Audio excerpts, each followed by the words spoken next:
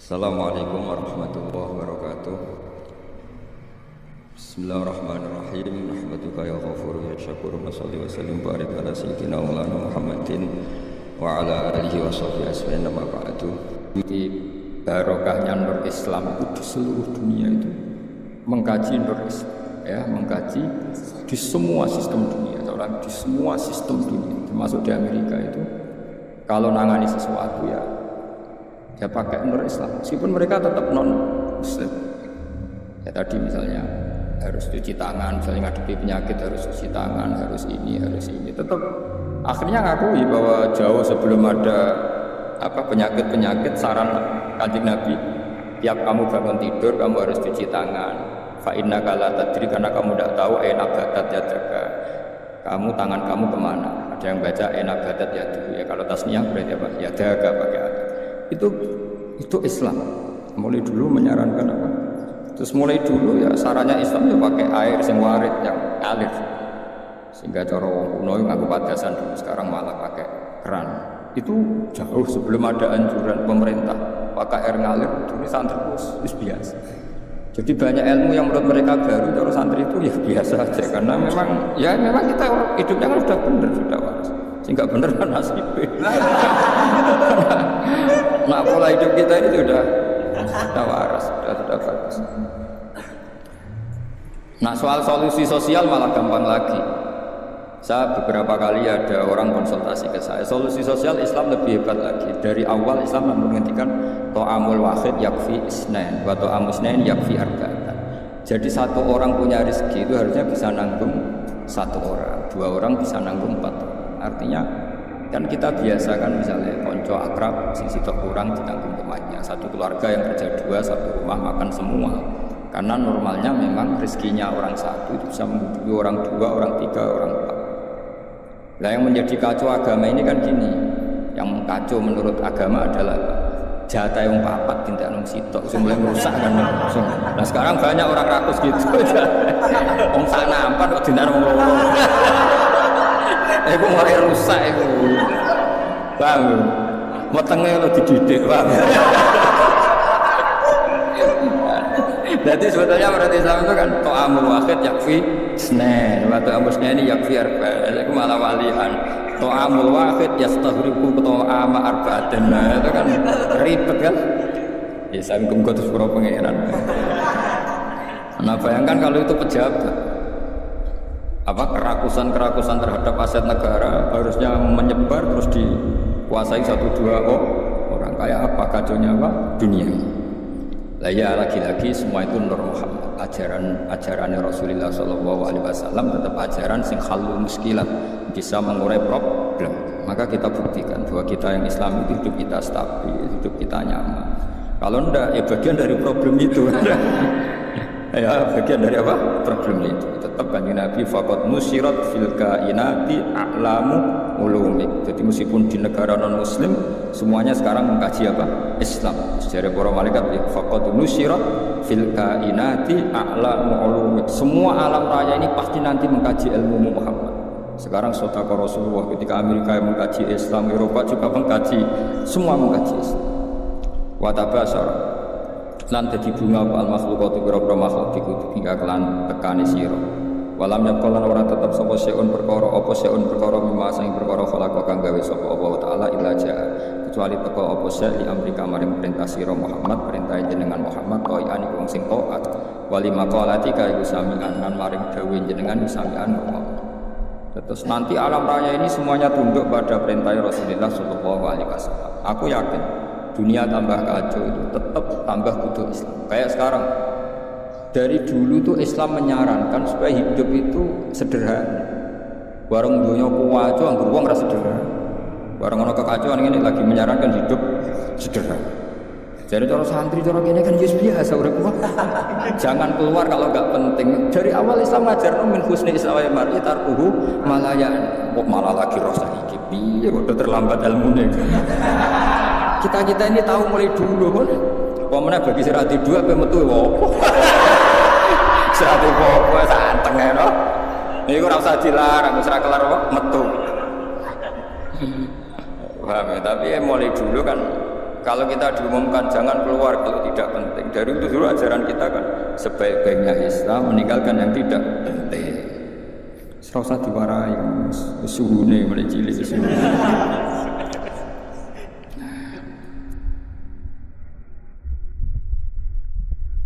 Fasaya tikal bairi mulai cerita mujizat. Fasaya tika mau bakal teko kang sira pal bairi unta. Didimamika kelawan jaluk tanggungan jenengan ya stajiru jaluk selamat apa bair. Masyhur ya kula wingi cerita sami dengan berbagai redaksi riwayat fil makna tapi maknanya sama. Ya tadi ada unta yang dipekerjakan di luar normal di luar normal disakiti, makanannya sangat kurang. Walhasil terus unta ini matur ke Rasulullah bahwa diperlakukan majikannya seperti itu. Terus si Arabi dipanggil, kamu gini-gini sama unta kamu. Lah kok tahu ya Rasulullah, ada enggak cerita? Ini sing cerita unta. Jadi jenenge fasaya tikal ba'ir bidima mikayas tajir wa dobulan dob wal huzalatu lan huzal. Makanya kemarin sama nanti dobyun nufur itu 2 kali. Itu kalau maksudnya tidak dob ya huzal. Karena kita tidak pernah tahu dobyun nufur apa dobyun nufur, kan kita enggak jamin harokatnya itu benar apa? Ya, kan kita tidak tahu kan harokatnya itu biasa kan salah kan? Kalau dobu ya dob, kalau dobyu itu huzal. Tapi apapun itu pernah ada seorang Arabi berburu huzal ya kijang atau berburu dob, tapi sama ya sebenarnya. Atau memang itu 2 peristiwa atau memang itu 2 ketika ketangkep Arabi tadi mau disate, namanya orang nangkap buruan kan hewan buruan, terus matur ya Rasulullah saya ini punya anak kecil-kecil, ini jam saya menyusui, tadi saya keluar untuk nyari makanan, tolong beri kasih Arabi tadi, beri hak saya menyusui anak saya.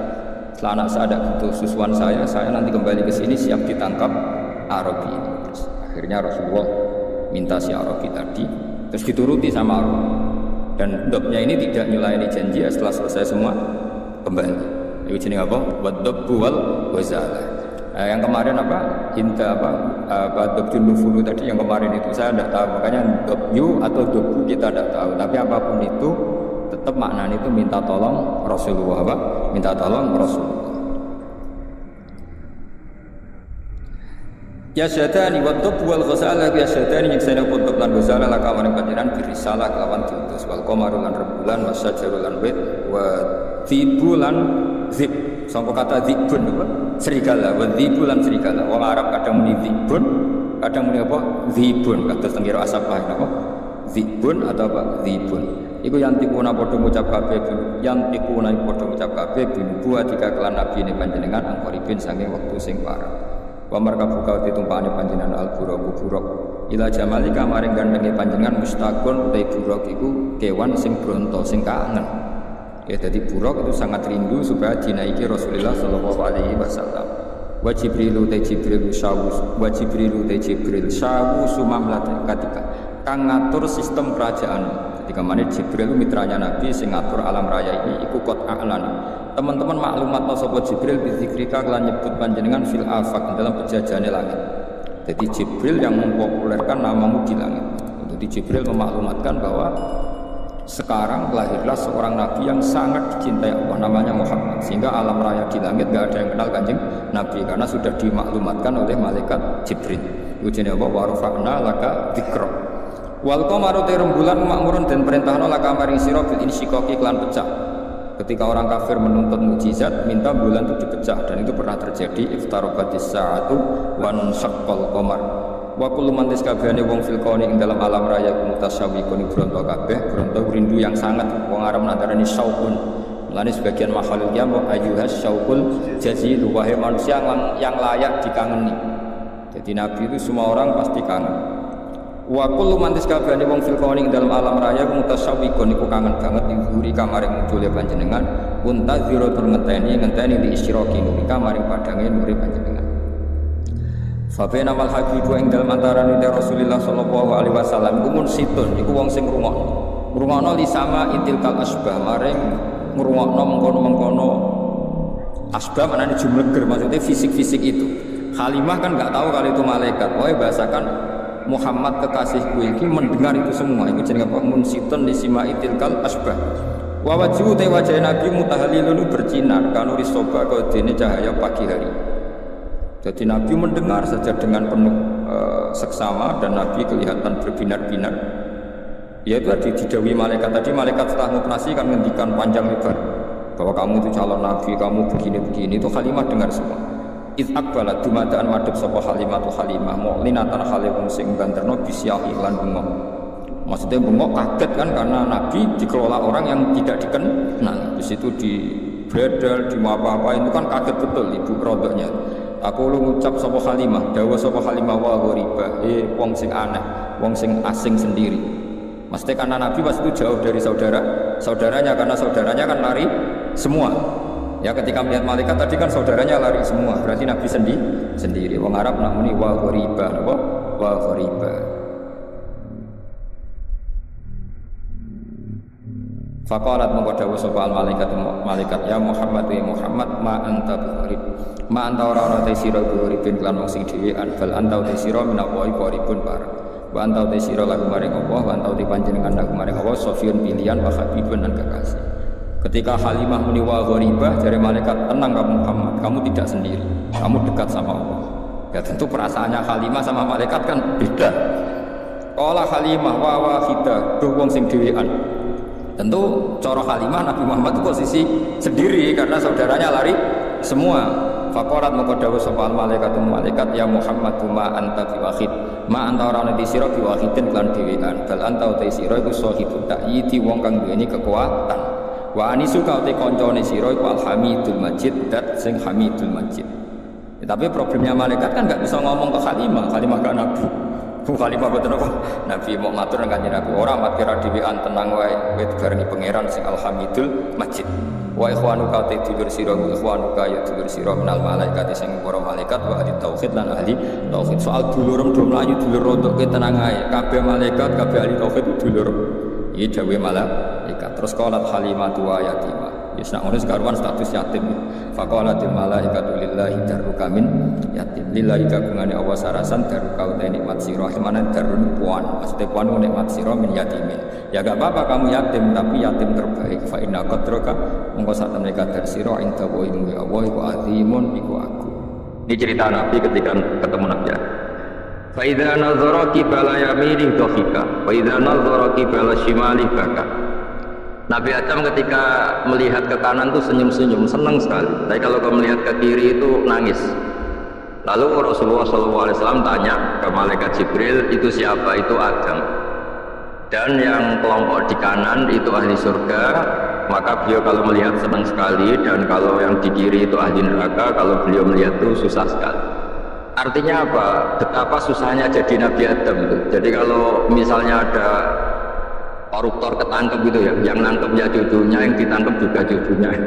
Kalau kita punya anak 10 itu, terus yang satu misalnya nyuri milik temannya, milik saudaranya itu, sing naboi ya anaknya, yang ditaboi juga anaknya. Kayak apa tersiksanya seorang Nabi Adam? Karena nggak punya pilihan, pasti dari sekian kasus dolim dan mazlum, yang mendolimi maupun yang didolimi itu pasti anak cucunya.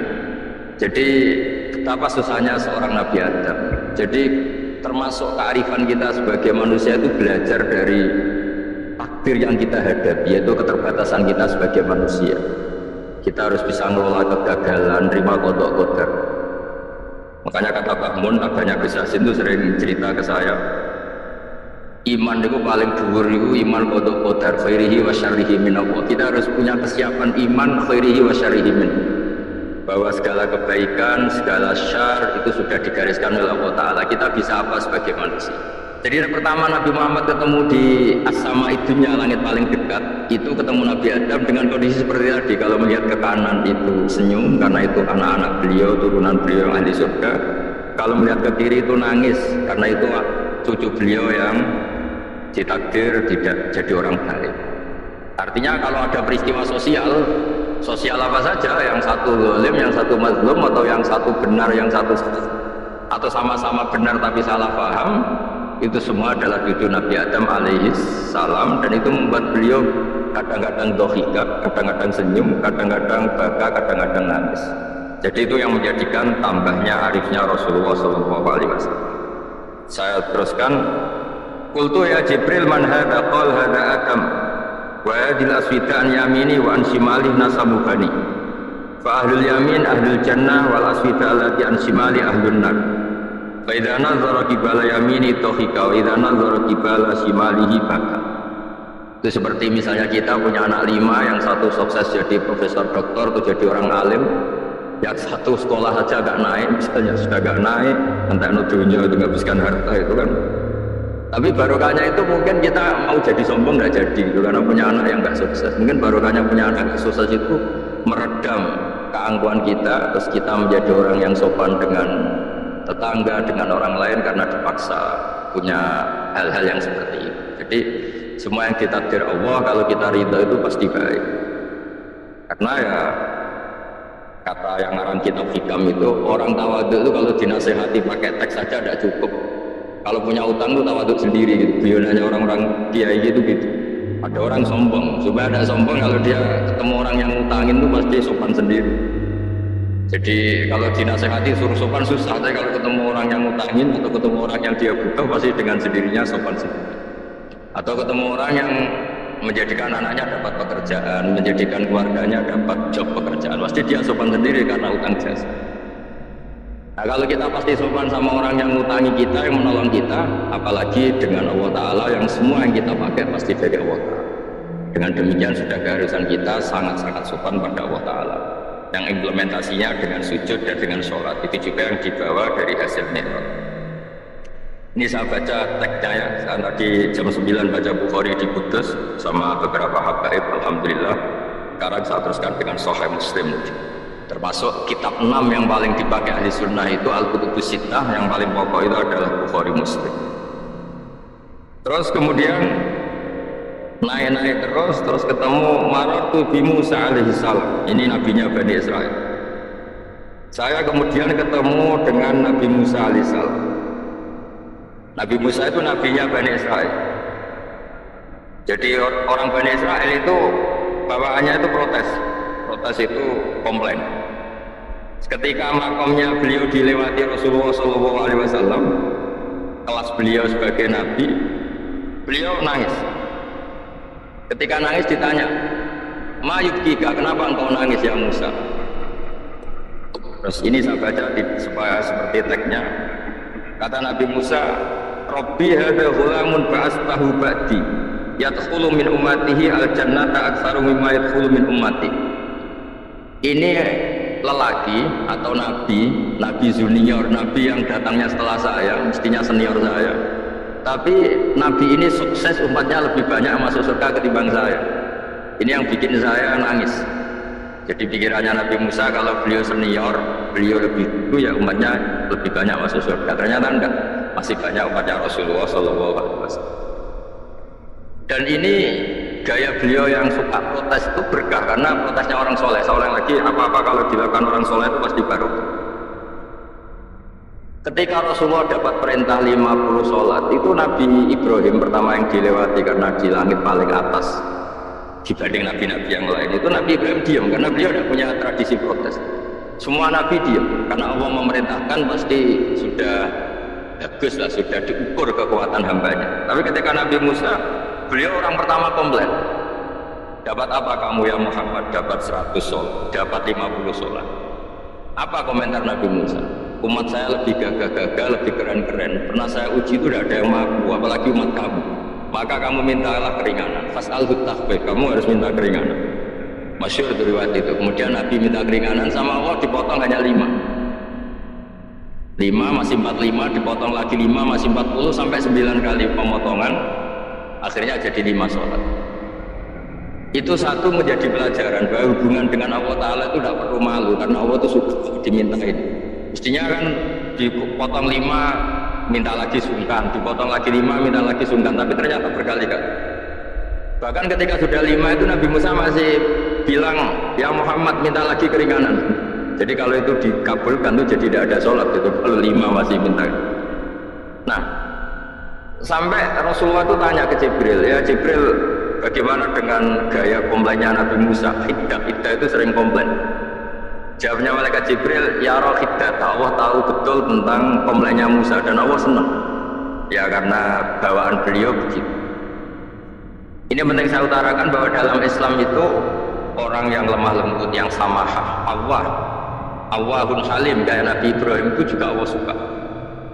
Yang suka komplain tapi demi hak, bukan demi konflik. Saya ulang lagi, demi hak bukan demi konflik, juga Allah suka. Itu kita menjadi dapat sholat yang hanya 5, itu barokahnya komplainnya Nabi Musa. Karena kita yang lemah ini diukur dengan umat beliau yang kuat. Ternyata umat beliau udah kuat.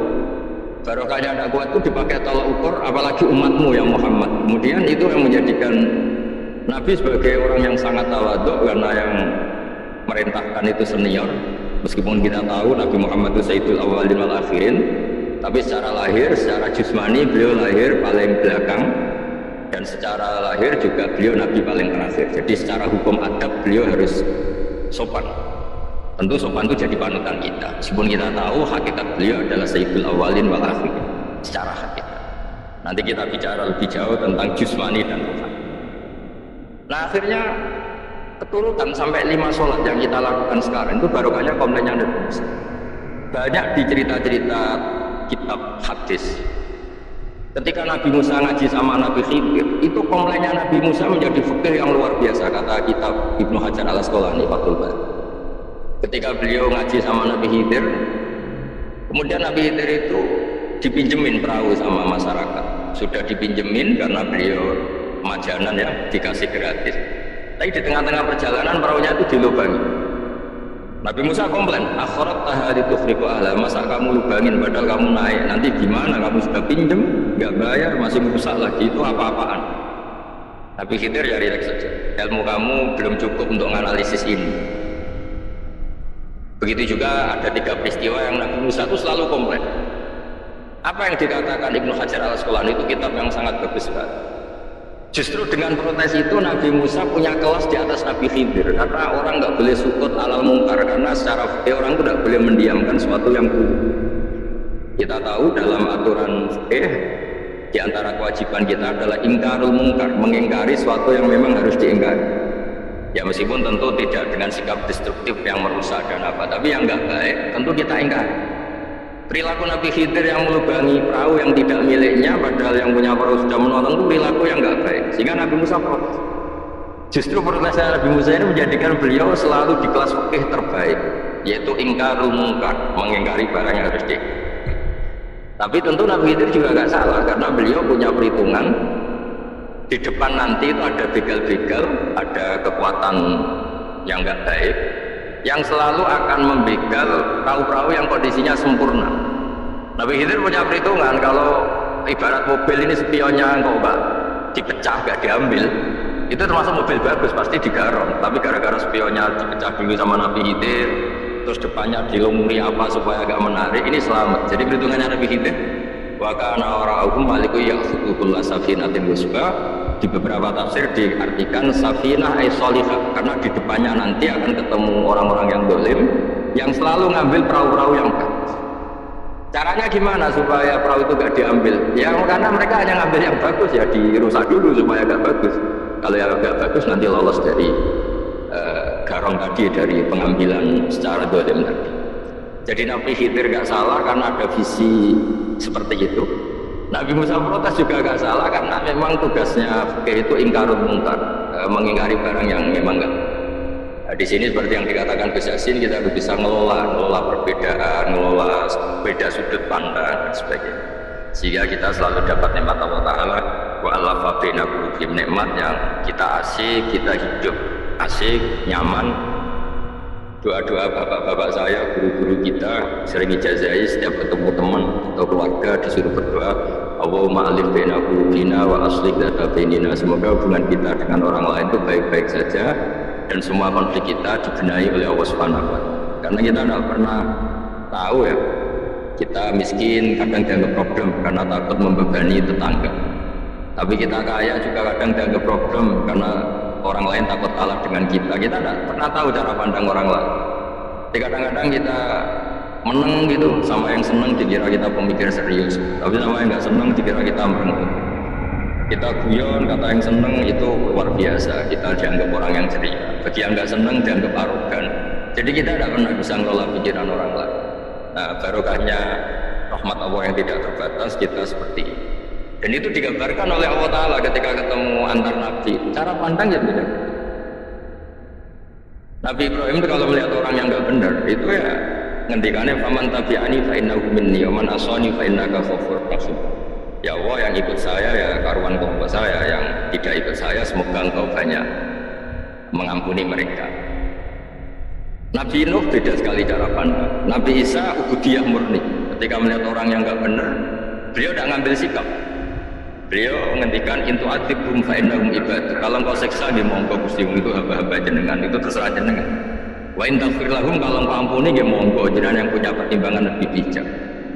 Dan itu yang dalam banyak hadis ketika Rasulullah SAW melihat umatnya di akhir zaman yang macam-macam, Nabi ngambil sikap kayak sikapnya Nabi Isa. Sebagian riwayat Nabi mengatakan fa'aqulu kama qala abdus soleh, saya akan ngambil sikap kayak sikapnya al-abdus soleh. Di hadis itu diredaksikan yaitu dengan redaksi intu altikum fenum ibaduk wa intafrilahum fenaka antal asisu.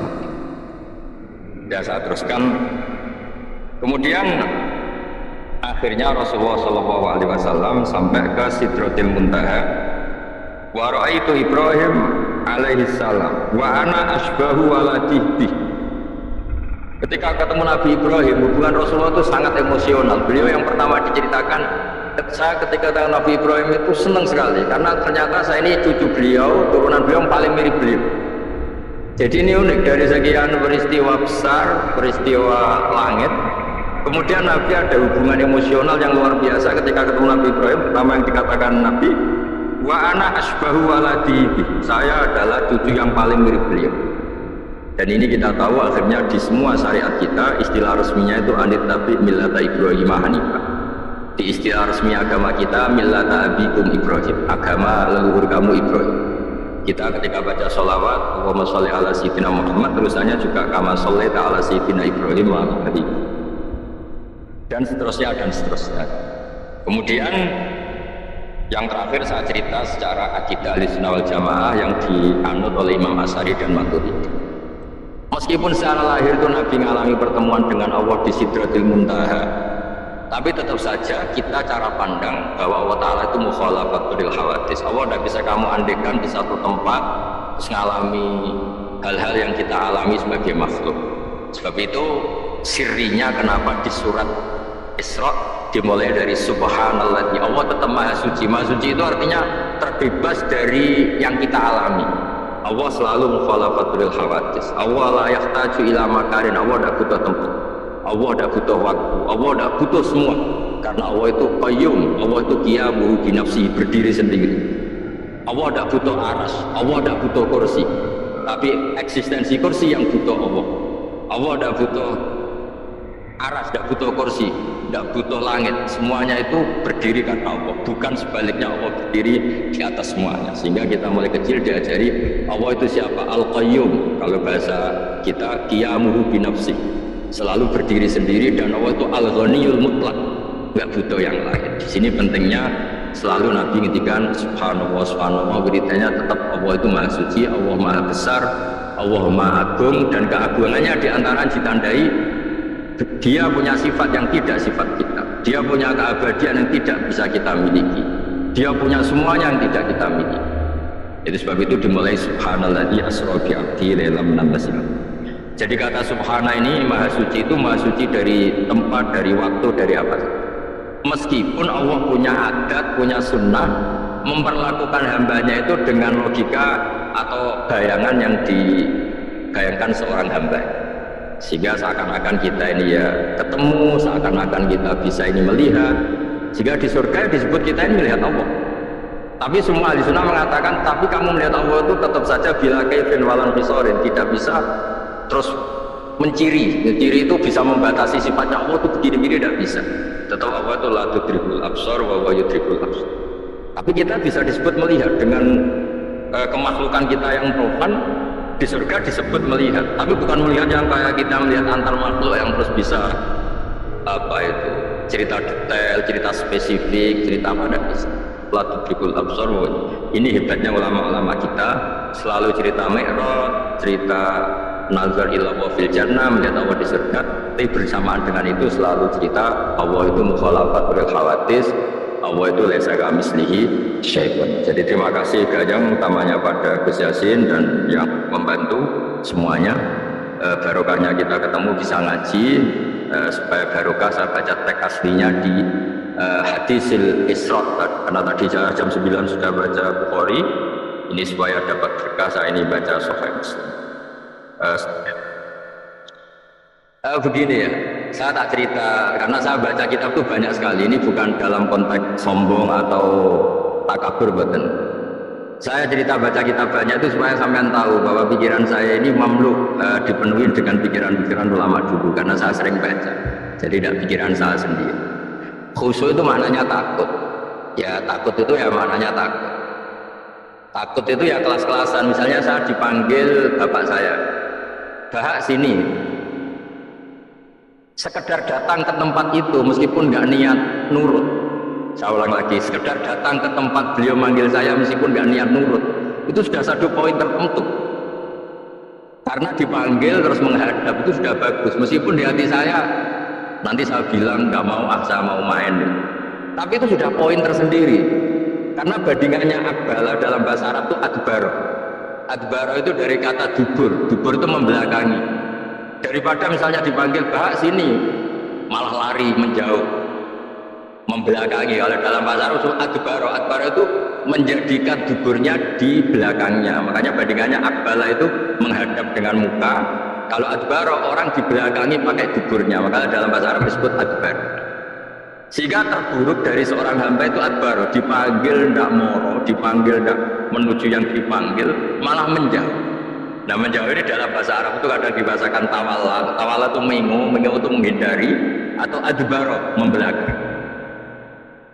Jadi kalau Anda sholat kok masih sering salah, dan saya yakin semua orang juga gitu, kalau nggak nabi, tidak wali, itu ada ya kesalahan-kesalahan yang tidak fatal-fatal banget, karena ada kebaikan yang Anda lakukan, yaitu ketika Anda dipanggil, Anda istijabah, Anda mengiyakan dengan menghadap. Ya, itu sudah bagus. Nah setelah menghadap ternyata disuruh apa itu nggak nurut. Disuruh apa nggak nurut itu satu kesalahan yang tidak mengganggu poin pertama tadi, Anda menghadap. Sehingga banyak cerita di hadis-hadis, ada sahabat yang zaman itu udah soleh-soleh banget. Zaman itu ketika Nabi, saya ini mau sholat ya Rasulullah, tapi jangan diminta berhenti dari begini-begini. Beliau menyebutkan sekian kemungkaran sahabat tadi. Nabi komentarnya itu sayan hahumayakun. Nanti kalau sering sholat lama-lama ya enggak begitu. Nah ini kelirunya kita sebagai manusia. Lama-lama juga baik, itu kita kira itu terus harus sekarang gitu.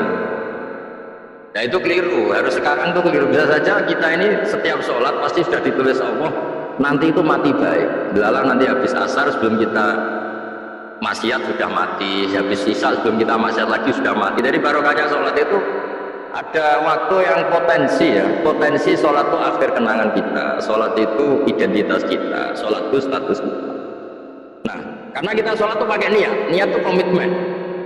Sementara kalau Anda maksiat itu tidak pakai niat, karena zalla itu ya ada niat maksiat, tahu-tahu mungkin di bis ketemu orang cantik terus agak jelalatan, tapi kan tidak niat. Tapi kalau sampai sholat kan datang ke masjid, bayangkan diimami ini, nanti kamu takbir, nanti kamu baca ini, baca ini. Jadi benar-benar komitmen, itu status kita.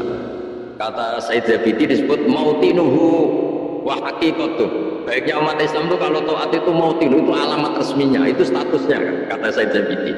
Tapi kalau dia maksiat itu zallah itu kepleset. Jadi tidak pernah jadi status kita. Semoga semua maksiat kita ini tidak status tapi zallah. Tapi ketika taat itu status hakikat kita. Maka kalau butiyah ya haqiqatuh wa mautinuhu wa dzatuh. Ini kata Said Abdul Az-Zabidi pengarang Islam. Orang Islam itu orang yang ketika ibadah itu identitasnya betul. Ketika ibadah itu Allahu Akbar, dia berharap rahmatnya Allah gini-gini. Nah ketika salah dia zallah. Dia ngantor ya ada niat korupsi, dia ingin membenahi negara ini, dia nyai juga agak ingin macam-macam ya, tapi karena manusia itu ada zallah. Nah semoga semua kesalahan kita ini zallah itu ya cara Jawa kepleset, tidak mental, dan semua kebaikan kita ini mental, yaitu kebaikan yang jadi tempat kita, identitas kita, haqiqatu wa mautinu wa dzat. Tapi jangan pernah berpikir kalau apa artinya sholat kalau kita masih melakukan kemungkaran, itu salah besar. Sholat itu wajib, dengan Anda sholat itu sudah mengurangi kemungkaran Anda, karena Anda tidak melawan ketentuan Allah Ta'ala. Kayak kita orang Indonesia, meskipun kita koruptor, mau jadi KTP Indonesia sudah bagus, kita mau jadi warga Indonesia. Meskipun setelah itu kita korupsi dan salah, tapi lumayan jadi mau jadi warga apa? Indonesia. Orang mau sholat ternyata dia menstatuskan diri sebagai hamba Allah. Teken kontrak, kalau saya ini hambamu ya Allah, anta Rabbi, iya karena butuh, iya karena nasta'in. Soal salah ya salah aja ya. Sama, kita tetap warga Indonesia meskipun kita salah, meskipun kita koruptor, meskipun kita salah, tetap aja warga Indonesia yang berhak mendapat jatah makan meskipun di penjara, meskipun apa. Sama, kita ini hamba Allah yang mengakui kalau Allah itu Tuhan, kita hamba. Dan baru kayak pengakuan itu insya Allah di cerita-cerita syafaat, kalau kita dosa atau apa insya Allah dapat syafaatnya Rasulullah SAW, karena kita tidak pernah lari dari status kehambaan. Jadi yang harus dipegang, makanya status kehambaan ini nggak boleh hilang. Kita harus sering bilang Rabbi, Tuhanku yang merawat aku, yang memberi aku. Dengan demikian kita menjaga status kehambaan kita, dan status hamba ini yang menjadikan orang layak masuk surga, yaitu fadkhuli fi ibadi, kamu harus resmi menjadi hambaku, baru ada perintah wadkhuli jannati. Kalau menjadi hamba aja nggak mau, kita punya keangkuhan, punya keinginan yang mulu-mulu, sehingga seakan-akan kita ini Tuhan, nah itu tidak menghambat. Kita harus fadkhuli fi ibadi, baru wadkhuli jannati. Ya, saya kira demikian, semoga ini manfaat. Banyak cerita nih riyen Kiai Khalil mengambil mantu Kiai Bisri niku nggih nyaur utang kalian Mbah Topo, niki sering dirumat secara finansial. Tias mbake ndongane niku tenanan supaya anake Kiai Mustofa niku pinter, anake Mbah Topo niku pinter, terus dados Kiai Bisri. Niku nak diambil kesimpulan niku Kiai ndonga tenanan niku nak dirumat tenanan. Nak dirumat rapati tenanan niku ndongane ya kudune rapati tenanan. Ya wonten sing crita niku mbok bodoni napa mboten niku riyen niku ngantos Mbah Khalil prai jamaah, mergo makmume iku sing ngutangi, dadi wedi nak ketemu makmume. Suwe-suwe diebrokno terus wani dadi imam malih. Terus dalam keadaan ngoten niku ndonga ora tenanan mboten mungkin. Singkat cerita terus Kiai Bisri dados tiyang alim, Kiai Misbah dados tiyang alim. Terus fan ingkang ditekuni niku nahwu. Wau leres sing didhawaken Kiai Said angsal gelar Sibawaihi zamani. Pancen riyen kula piyambak sering didhawuhi Mbah Mun, sering istifadah teng terjemahan Alfiyaipun Kiai Bisri. Riyen teng sarang nak belajar Ibnu Aqil, di antara referensi itu tulisannya Kiai Bisri mbek Kiai Misbah. Sing sedanten niku barokahe didikanipun Kiai Khalil Harun. Kula piyambak zuriyah saking Mbah Dimyati. Mbah Dimyati riyen teng sarang keceluke putra angkate Kiai Umar Harun. Mergi wau Kiai Umar mboten gadah putra. Kalau cerita silsilah sing radi serius, terus nih wali ane Gus Yofur mau umur rilek niki kalau sing cerita serius. Riyen syaratnya wong alim niku sinau riyen, sinau, badhe niku diskusi kalian sing sak level, badhe niku nembe ngaji. Sehingga nak ngaji kantun nyocokno niki kangge santri-santri Rodotul Thalibin. Terus kisah hal sebelum ngaji Mbah Zubair niku sinau riyen. Misalnya piyambake macane tajibu, mungkin kiai ini maca tajibu sholatu, mungkin diskusi terus kaos Mbah Zubair. Angger macane wis kembar terus berarti aku wis pinter. Karena yang memutuskan rafa nasab itu tidak kiainya tapi dia. Dados kantun nyemak. Ki bengi tak waca rafa kok kiai ku rafa, berarti ilmu wis padha. Aku maca nasab kok kiai ku nasab berarti padha. Aku maca jir kiai ku jir wis padha. Nah santri-santri kan boten ngaji, boten persiapan. Seteko ngaji mbek takok halaman. Niku pun santri innalillahi wa inna ilaihi rajiun. Niku nggak bisa diharapkan. Terus kula riyen niku GR alim niku nggih alasan perkara ini sinau riyen. Dadi agar bangun maca kok mun kembarane 90% apa 80% nggih mun setengah ngalim. Kok nak salah kok sampai 90% ya goblok banget. Saat ini buatan santri sinau buatan persiapan ngaji takut halaman tuh ndi mau menjaga isolawat Muhammad Muhammad Sholli Alaihi buatan mikir wong kiai ini mau coba Muhammad Sholli Alaihi Muhammad malah ngomong kiai ini Sholli Alaihi itu nak diterjemahkan Muhammad Sholli Alaihi Muhammad terus dia ngomong Sholli Alaihi dia mau gua jangan mau coba sholawat wong Sholli fil amar tapi wong jadi orang mikir gitu terus niku ruwet terus niki kalau cerita sing serius kersane jenengan pirsa bilih sing minter wong ra bakat pinter niku nggih kangelan tenan. Riyen bapak kula nggih. Nah definisi wali nu ngoten kula nggih insyaallah pun mlebu lah. Mergi kula niku nggih pinter tiyang kathah. Yang sing bakat pinter teng Gunung Kidul niku kula kathah sing kula dadekno kiai. Tapi mboten pinter banget pokoknya memenuhi kualifikasi lah. Mergi ceritane niku nggih sederhana. Riyen niku Mbah Khalil niku nak mulang nahwu tenan. Mergi sesuatu itu jadi mudah. Mulane cerita sing beredar nang Lirboyo niku Ja'a Zaidun, Zaid datang. Ini wonten santri pelengahan delok lawang. Gurune ngamuk. Kamu orang mana? Orang Bekasi. Kenapa pelengahan? Ya katanya Ja'a Zaidun, ra'aitu Zaidan. Habis Pak Guru bohong. Katanya Zaid datang melihat Zaid, ternyata orangnya nggak ada. Contohnya Ja'a Zaidun, ra'aitu Zaidan. Tapi barokahnya itu terus sesuatu itu menjadi mudah. Lah ini sing dawuh Mbah Mun sing didawakan Gus Zafur kula eling dawuh Mbah Mun gelem ra gelem Allah kudu gawe wong alim kok wong Jawa. Mergo wis kadung dawuh Islam ku kafatal linnas untuk semuanya. Fasibawae Farisiun, Imam Sibawae itu orang Persia. Imam Ghazali juga tos itu Persia. Banyak orang alim dari Irak itu Babylon itu tidak Arab. Karena Islam ini kafatal linnas. Makanya gelem ra gelem guyonane Mbah Mun niku apa kudu gawe wong-wong kaya Warijo kaya Kirun kudu dadi wong alim. Guling-gilingan nek Islam tidak milik orang Arab saja tapi kafatal linnas. Niku ana cara paham. Dadi mumpun dadi janjine pangeran. Mulane sing mondok Arab nggih monggo, sing mondok pundi mawon nggih monggo, tapi Kiai Jawa tetep ndek jatah alim. Mergo niku mumpun kuota. Mumpun kuota. Terus riyen Mbah Fadl sing diceritakno Gus Zafur niku tiyang alim mboten mondok teng putih teng Jawa.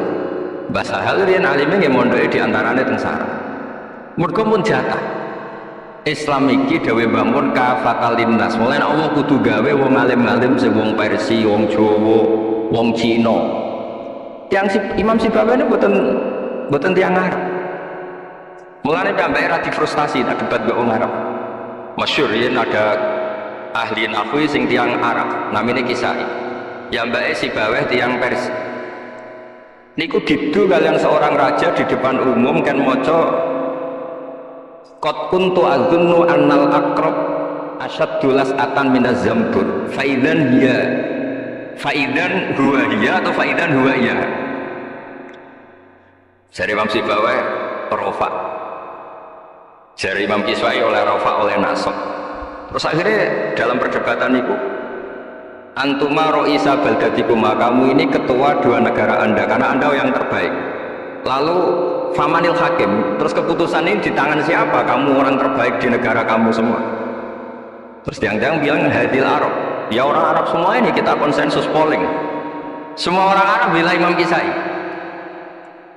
Karena orang Arab biasa ngendikan iya atau hiya. Akhirnya Imam Sibawae itu frustasi. Mereka dipermalukan di depan umum. Kila karena dalika sababa wafatih, sababa mautih. Bahwa peristiwa itu yang menjadikan Imam Sibawae kabundut. Kok dipermalukan di depan umum.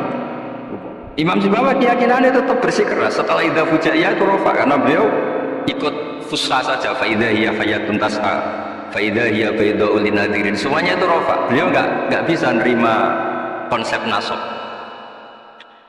Terus tapi Imam Sibawae yang ngalami dipermalukan itu jadi barokah yang satu, yaitu karena dia orang Persia belajar nahwu harus yang fusha saja.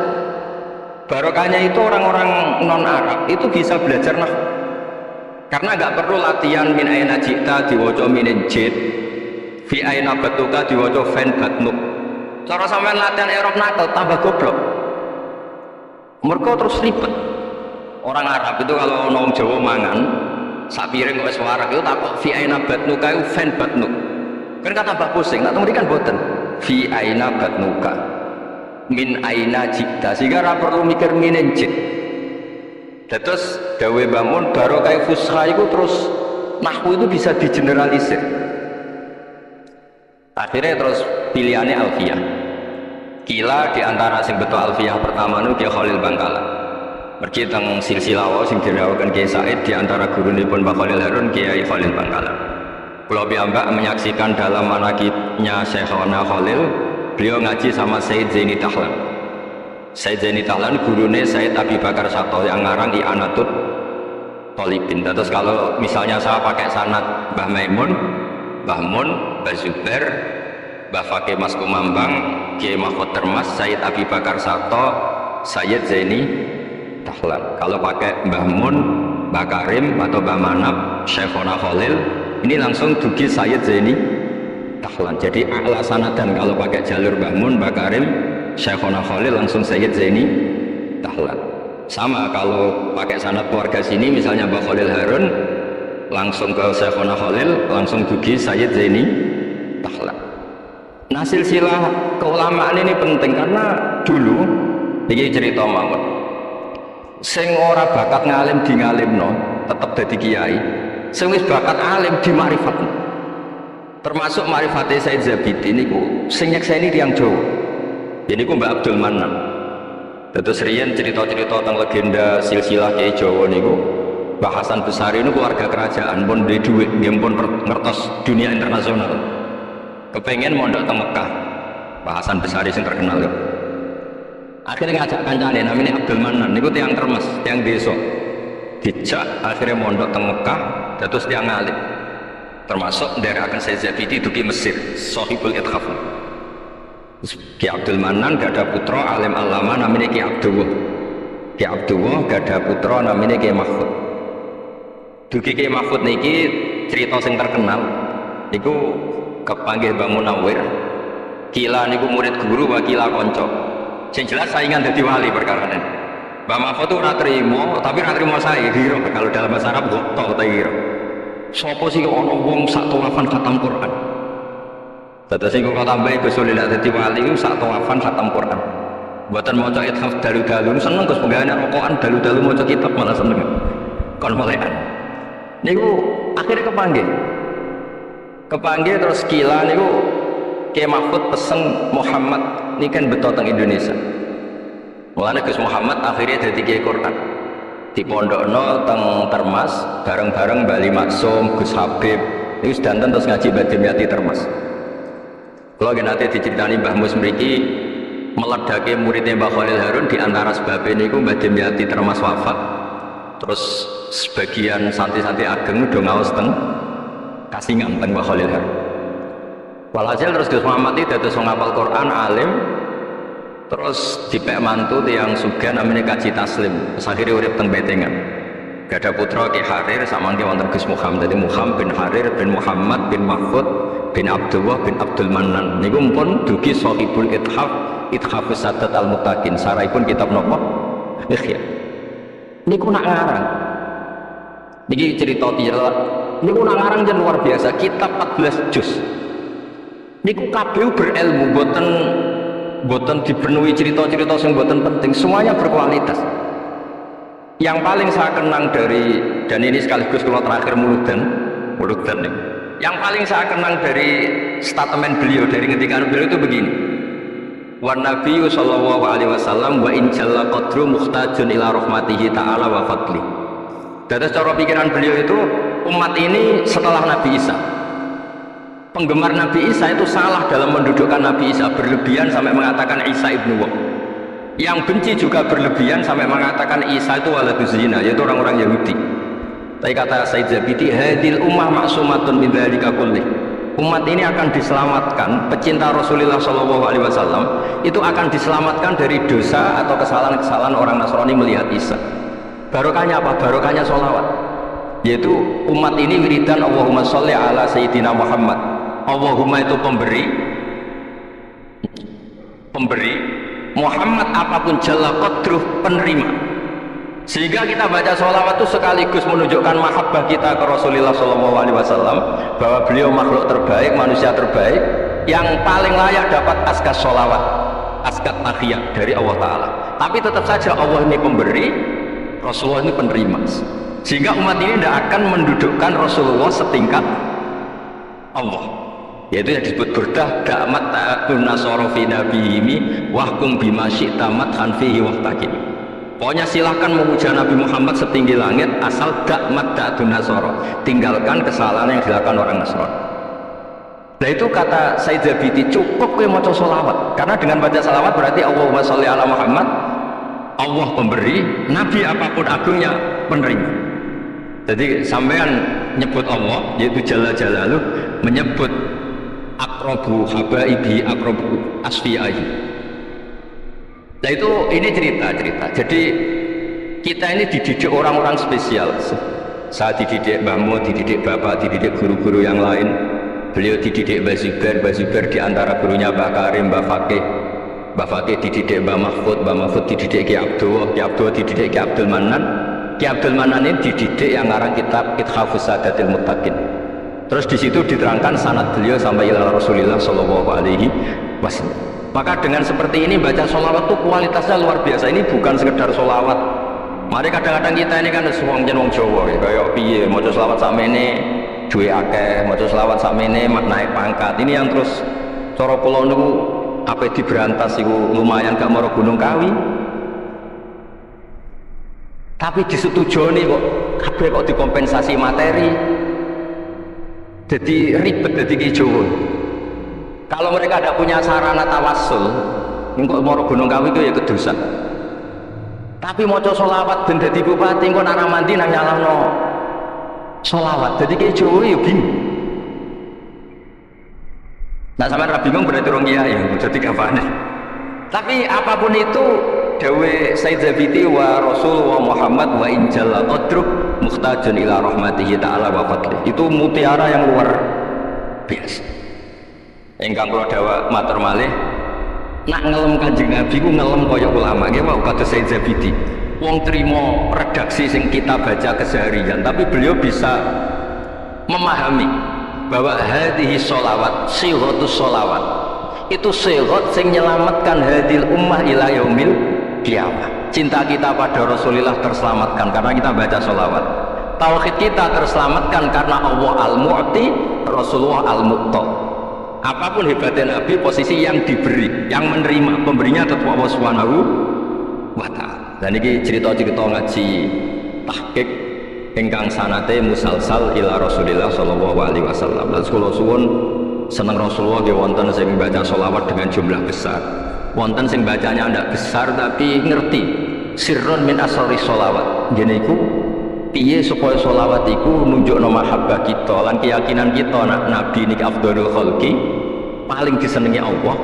Tapi sekaligus Nabi tetap Abdullah wa Rasul. Cukup dengan redaksi Allahumma sholli ala Muhammad atau sholli ala Sayyidina Muhammad. Terus niki mundalu nek sampeyan kakean ilmu malah bingung. Wong kula piyambak pun nganggep final yang tidak ono Gus Sofur mergi saya bersaksi karena hal yang sama juga Mbah Mun sering dawuh. Sing jelas kiai-kiai Jawa kudu bangga tetap untuk kuota. Mergo Allah kadung ngendikan kafatal linnas. Jadi tetap Allah akan bikin orang-orang alim di lain orang Arab mesti ono sing ngomong non Arab. Kata Imam Ghazali orang Tus itu ikut Persia. Si bawah juga Persia. Imam Abu Hanifah itu orang Irak. Irak itu termasuk Ajam karena ikut Babylon. Wa kumma minal biladil ajamiyah. Mesir ikut Afrika. Terus insya Allah barokah cerita niki, barokah wow penjelasan Ibnu Gus Sofur dan kita juga sering dengar dawuh-dawuh Mbah Mus, Mbah Khalil bahwa agama ini luar biasa. Mergi Indonesia nu boten saged bahasa Arab tapi saged ngarang kitab bahasa Arab. Ning Mbah Mun sering dawuh Mbah Fadl bocah bahasa Arab ya ora iso. Ihsan Jampes tau dites Mbah Zubair, dari Mbah Zubair iseng ngetes Mbah Ihsan dijak bahasa Arab ya ora iso tapi iso ngarang kitab. Mbah Fadl ketemu supir taksi Arab ya tuntas. Pinter supir taksi. Mengenai kira Mbah Mun ana wong modal Arab kepin pinter, kepin iso bahasa Arab. Bae adol es ning Arab Pak pinter. Bahasa Arab iso Mbah Mun. Nape alim yo niru Mbah Fadl. Tapi saged alim Allah. Jadi untuk kuota agama ini kafatal lintas. Nah, agama itu mulai dulu itu masalah klaim di sosialnya ya. Pada level kebenaran tentu agama itu hak dan batil. Tapi pada level sosial itu klaim bahwa Ibrahim itu kita. Kata orang Islam, kata orang Yahudi Ibrahim itu kita, kata orang Nasrani Ibrahim itu kita. Sebab perdebatan itu ketika diputuskan Yerusalem, Hebron, terus Bethlehem itu dianggap kota internasional, kota bersama. Sehingga di sana itu yang namanya Nabi itu kadang kakinya di masjid, kepalanya di sinagog, atau pokoknya separuhan. Jadi saya pernah sholat di masjid Ibrahim harus lewati sinagog. Itu tak inceng Nabi iskak itu nang tengah-tengah sinagog. Ibrahim lumayan sirahnya di masjid. Jadi hanya satu bangunan. Sama persis di masjid Yerusalem itu masjid apa? Baitul Maqdis itu. Tembok yang satu yang sebelah ini dipakai tembok ratapan, tembok yang sama yang satu dipakai emas. Itu jangan satu tembok, bukan dua tembok. Makanya tiga agama ini unik, musuhan tapi titik keramat itu menunjuk yang sama. Orang kok berhubung cocok aku tak ning Bantul, tidak ada yang seperti itu. Semuanya di titik itu. Jadi nak dongo ya krungu. Kalau nate tempat tembok ratapan yang Yahudi. Makanya sekuler ya ono barokah dunia itu sekuler. Kalau mereka nggih ketunan. Mbak-mbak di jilbaban gak masalah karena sedang tempat wisata. Sama di Mesir ada masjid tertua, Masjid Amr bin As. Wong barat narono ya ono sing katokan cekak macam-macam. Wong wisata. Kok Masjid Kauman Jogja. Coba yang mlebu ya ulah wong sapa. Wisata. Maksudnya kan banyak turis yang ke situ posisi enggak berpakaian apa? Islamis. Senajan mau ning jowo di Masjidnya Amr bin As sama. Nah, pertanyaannya gini, satu-satunya yang bisa meyakinkan umat Islam kalau Ibrahim tidak Yahudi dan Nasrani ya dawuh pangeran. Kenapa? Karena secara fisik makamnya itu di kawasan apa? Yahudi. Nabi Daud para meneh sak kemule itu tembok bintang kejora kabeh. Bahkan kalau ziarah ke sana kudu maca ala Yahudi dulu. Iya, Nabi Daud sing. Nah, di sini ini pentingnya nyun sewu, pentingnya dengan tanda kutip pentingnya politik. Jangan-jangan makam-makam itu terserah otoritasnya. Andai kan Indonesia itu menang Wahabi, mungkin makam-makam itu isi sentral kemusyrikan, awas bahaya. Karena yang menang aswaja ya tempat barokah. Ya tinggal yang nulis. Nah ini yang kita khawatirkan. Ibrahim mengalami seperti itu. Andai kan dulu yang menang 100% Umar atau Salahuddin Alayubi, mungkin Ibrahim itu enggak lagi ada sinagog di seputar Nabi siapa? Ibrahim. Semuanya emas. Tapi sekarang enggak, karena dikuasai dunia internasional, jalan kakinya di sinagog.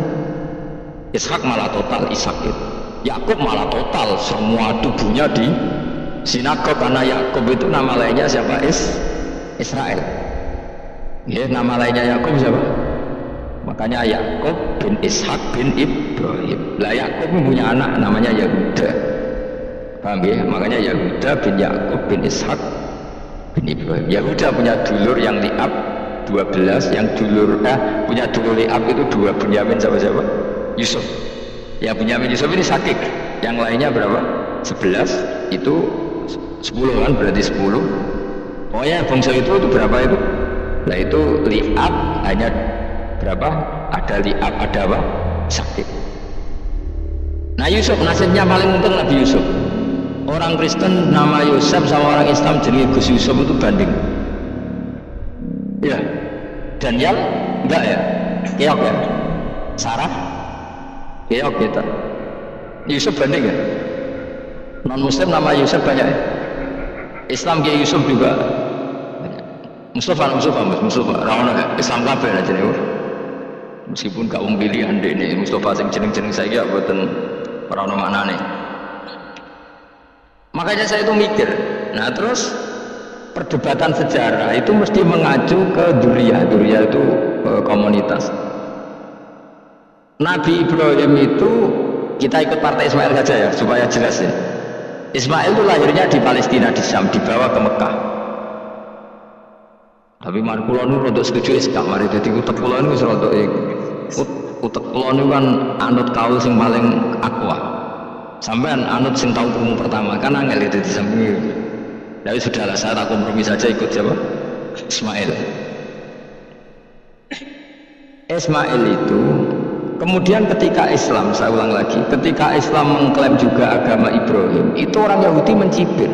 Kamu kok bilang agama Ibrahim itu alasannya apa? Kita ini yang ikut Ibrahim, kata orang Yahudi, karena kita orang Palestina, kita orang Yerusalem. Terus Nabi Muhammad memberi penjelasannya, tentu diajari Allah. Ibrahim itu pernah hidup di Mekah. Buktinya fihi ayatum bayinatum maqamu. Jejak kakinya di situ, jejak kesejarahnya di situ, yaitu istrinya pernah dibawa ke Safa dan Marwah, yaitu peristiwa Hajar nyari apa? Air. Lalu Ibrahim dan Hajar ini punya anak namanya siapa? Ismail, dan itu namanya Abul Arab. Jadi Abul Arab itu Ismail, bukan Ibrahim. Kenapa kok tidak Ibrahim? Karena Ibrahim juga Abu Syam. Ibrahim masih milik bersama. Yang mulai benar-benar hidup di Mekah itu siapa? Ismail. Maka dulu perdebatan antar para peneliti agama itu, lalu Adnan itu siapa?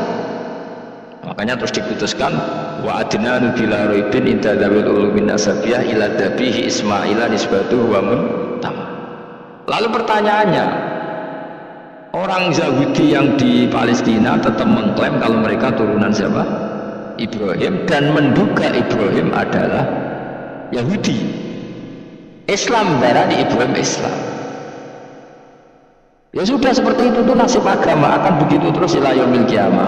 Kita tentu iman status Ibrahim, maka anak Ibrahim Yahudiyah wala Nasraniyah. Kenapa harus Quran ngendikan? Karena secara fisik atribut Ibrahim itu sekarang makomnya itu dikuasai Yahudi, akhirnya dikuasai Israel akhirnya itu. Jadi gampangannya ini loh, umpama Nabi Ibrahim di makom nang Indonesia terus dikemuli ayat kursi, kan aman. Paham tuh kita, angel temen terang itu mesti diarani Islam.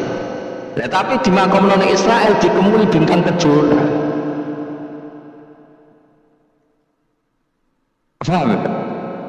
Maka mau tidak mau tetap ada perebutan otoritas politik. Makanya di sini ini Sayyidina Umar ngotot kepengen nalukno Romawi, maksudnya Romawi yang menguasai Palestina. Tenan kasil, akhirnya Nabi Ibrahim total di masjid. Ngalin kono jadi masjid Umar, mereka sing nalukno awal sedurunge Salahuddin Alayubi sinten. Tapi gak suwe kalahnya wong Islam. Lagi menangnya Rasuluddin apa? Terus kalah meneh, terus saiki dadi kota modern nih, dikelola secara internasional, dianggap kota tiga nopo agama. Ya wes. Nah kita is ngimani Quran wae ora usah ndelok bukti fisik. Mergo nek bukti fisik iku beberapa nabi makome ning Israel sing status notabene niku Yahudi. Lalu Yahudi itu apa? Awas kan ora notak. Wis akeh pinter lah sementara notak. Karena ini sekali salah itu fatal. Yahudi itu siapa? Yahudi itu nama agama, apa nama marga, apa nama sekte. Terus orang tuh gak tahu mikir meneh, dikira Yahudi itu nama agama, apa nama sekte. Israel aku sudah tahu mikir, ya satu orang apa enak. Jadi Yahudi itu jeneng wong itu Yahuda bin Yakub bin Ishak bin Ibrahim. Lalu nama ini ya tetap tauhid, tapi pertanyaannya, apapun tauhid kamu tetap akan disalahpahami oleh penulis sejarah. Maka sejarah itu sekali sing nulis salah, tetap selawase kurbane yo salah. Misalnya kok Siti Jenar, kita kan tidak pernah tahu Siti Jenar persis piye. Kabeh nulis misalnya dia wahdatil wujud, akhirnya dia tersangka wahdatil wujud manunggaling kawula Gusti. Tapi ada juga penggemar Siti Jenar. Siti Jenar udah diwali, wali songo hasud. Barang dipateni wangi, ben ketok elek digenti asu. Dadi sing ketok elek wali songo ning versi penggemar Siti Jenar. Aku lah termasuk turunan Sunan Kudus ning catatan. Iku yang paling mangkel mbek ketoprak. Karena nemen kalah mbek Saridin cerita itu. Sajane ya mangkel, tapi sing gawe ketoprak tau soal aku. Tak takut lho kowe gawe ketoprak ngono piye iki mergawe Gus Lalu hubungane bener apa salah ya. Bar sih. Ini gue cerita Saridin kali Sunan Kudus sampean kalah. Berarti ini buyutku cah ketok ya kowe kondang. Ya sudah seperti itu. Nah, khawatir kita kalau kita sudah ada hafal Quran, ada hafal hadis, nanti orang nulis sejarah itu seenak-enak. Makanya Senyon Sewu ada orang yang tidak ahli sunnah kan gue film gambarannya Umar nyiksa Sayyidah Fatimah. Akhirnya ada orang yang benci siapa? Umar. Tentu kita nggak percaya itu, kita lebih percaya kalau Umar sangat menghormati Sayyidah siapa? Fatimah, Sayyidah Aisyah dan sebagainya. Nah, makanya hati-hati baca sejarah itu di sini. Karena ya sudah seperti itu. Dulu kita kerepotan kan memasukkan ke Harun Mudakir jadi pahlawan apa? Nasional, karena ada yang cerita ini dulu pernah ikut apa dan macam-macam. Kita sering kesulitan melacak sejarah. Oke lah kalau, nah bayangkan kalau itu sejarah Nabi. Agama satu bilang Ibrahim Yahudi, agama satu bilang apa? Nasrani. Tapi Allah itu maha kuasa. Orang itu kalau salah mesti keterucute iku elek. Kowe mesti ora ke ulama kan.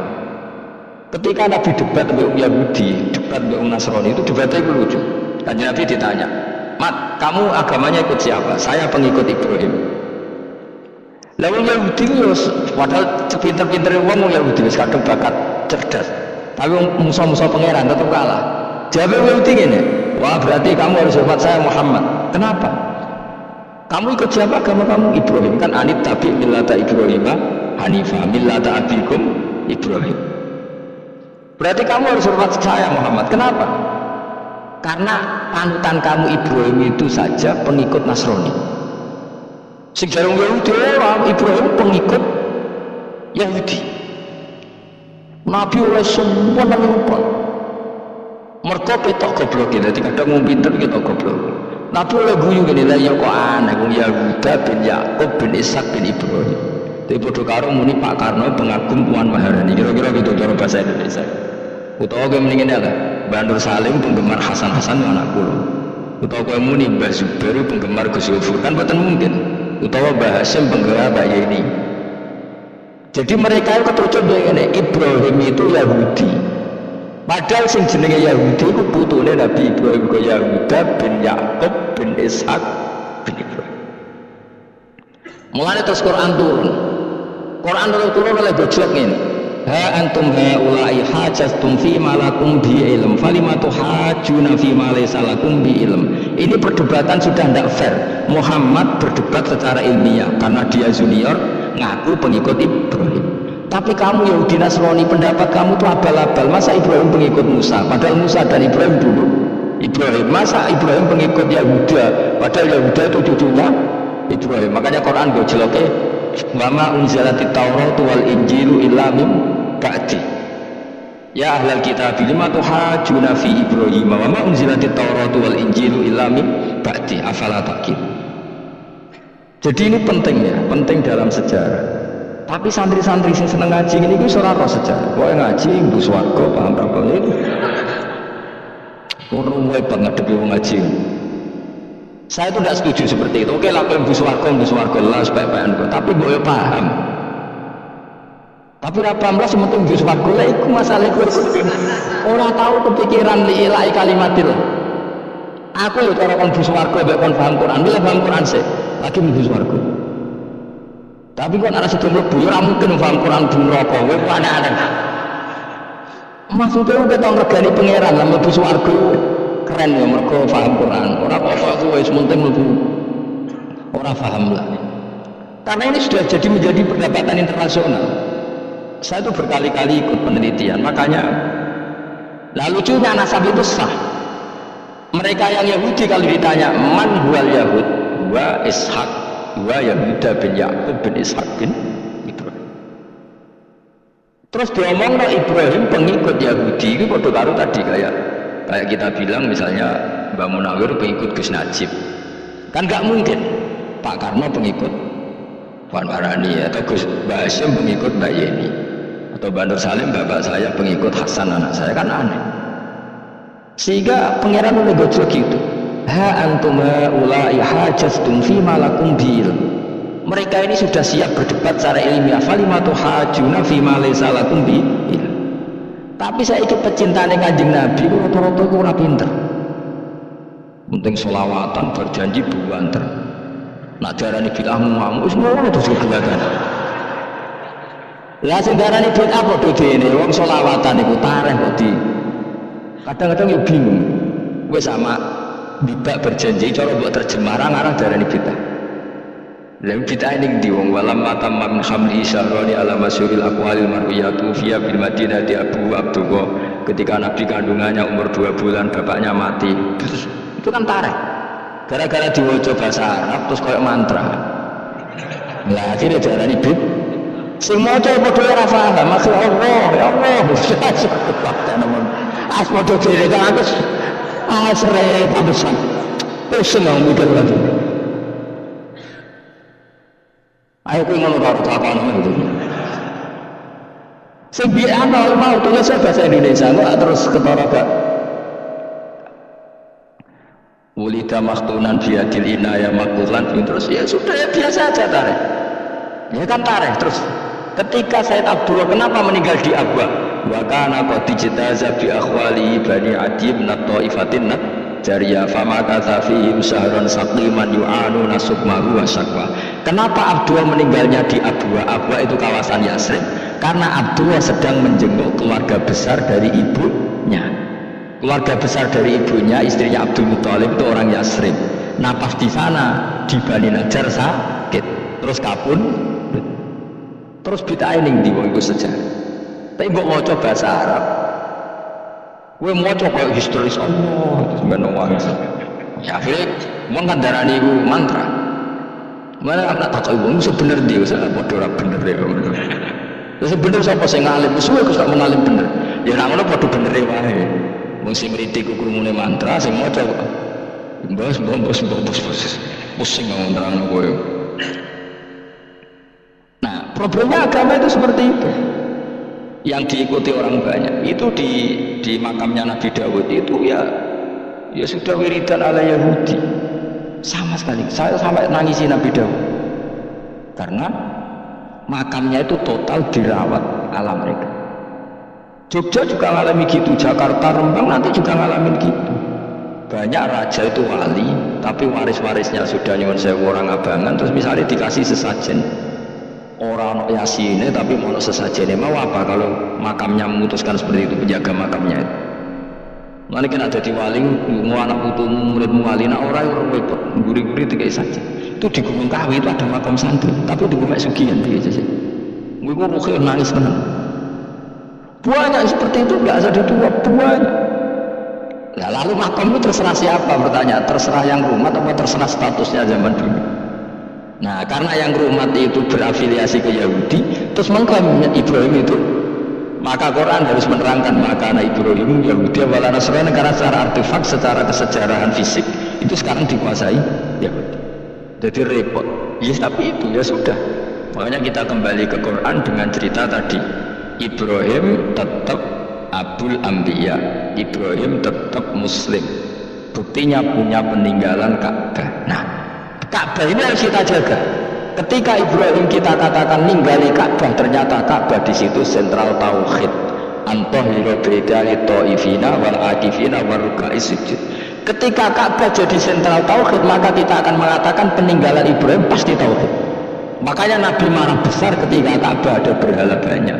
Andai kan tidak dihapus oleh Nabi, maka berhala itu pun dianggap peninggalan Ibrahim. Contoh nih, dokteran. Ya pinteran nih, jadi maju lah. Mulane kowe aja geman donga saleh dhewe, ora cukup. Saleh saiki ora cukup, kudu ditopang saleh anakmu, saleh putumu. Apa artinya kita sekarang soleh kalau anak cucu kita tidak soleh? Pasti sejarah dibalik. Dan kalau dibalik yang meluruskan siapa coba? Ya coba yang bisa menjawab siapa coba? Misalnya sebenarnya terus ya sudah ditulis kacau lah kacau. Saya tidak bisa bayangkan. Makanya Nabi Isa, Quran menjelaskan Nabi Isa sebanyak itu karena sudah dikira oleh orang yang salah kalau Isa itu anak Tuhan. Sampai Quran jelaskan Isa itu begini. Soal tidak punya bapak, saya ini Tuhan kata Allah. Gawe tanpa bapak mbok wae iso ya ku Adam, kok gawe tanpa bapak kowe geger terus aku mbok bapak iku piye jare pikir. Sampai seperti itu. Karena wis kadung darane keliru, itu mau ndak mau Quran kudu nerangno. Ibrahim juga gitu, wis kadung diaku kubu sebelah nak dekne Yahudi. Nasrani yo ngakoni. Akhirnya Nabi debat terbuka. Lah debat ku nek kakuati kudu adu pasut. Nah repote umat Nabi sing ra keramat wis akeh yo repot. Masyhur ada orang Nasrani, orang Yahudi. Ya sudah Muhammad, kalau kita debat ilmiah oke, Anda menang dalam debat ilmiah. Tapi kita buktikan bahwa kita ini agama samawi, kita debat pakai langit. Sing kalah kena laknat, sing kalah kena adab. Cara Madura sumpah pocong. Nabi yo jadi masyhur itu.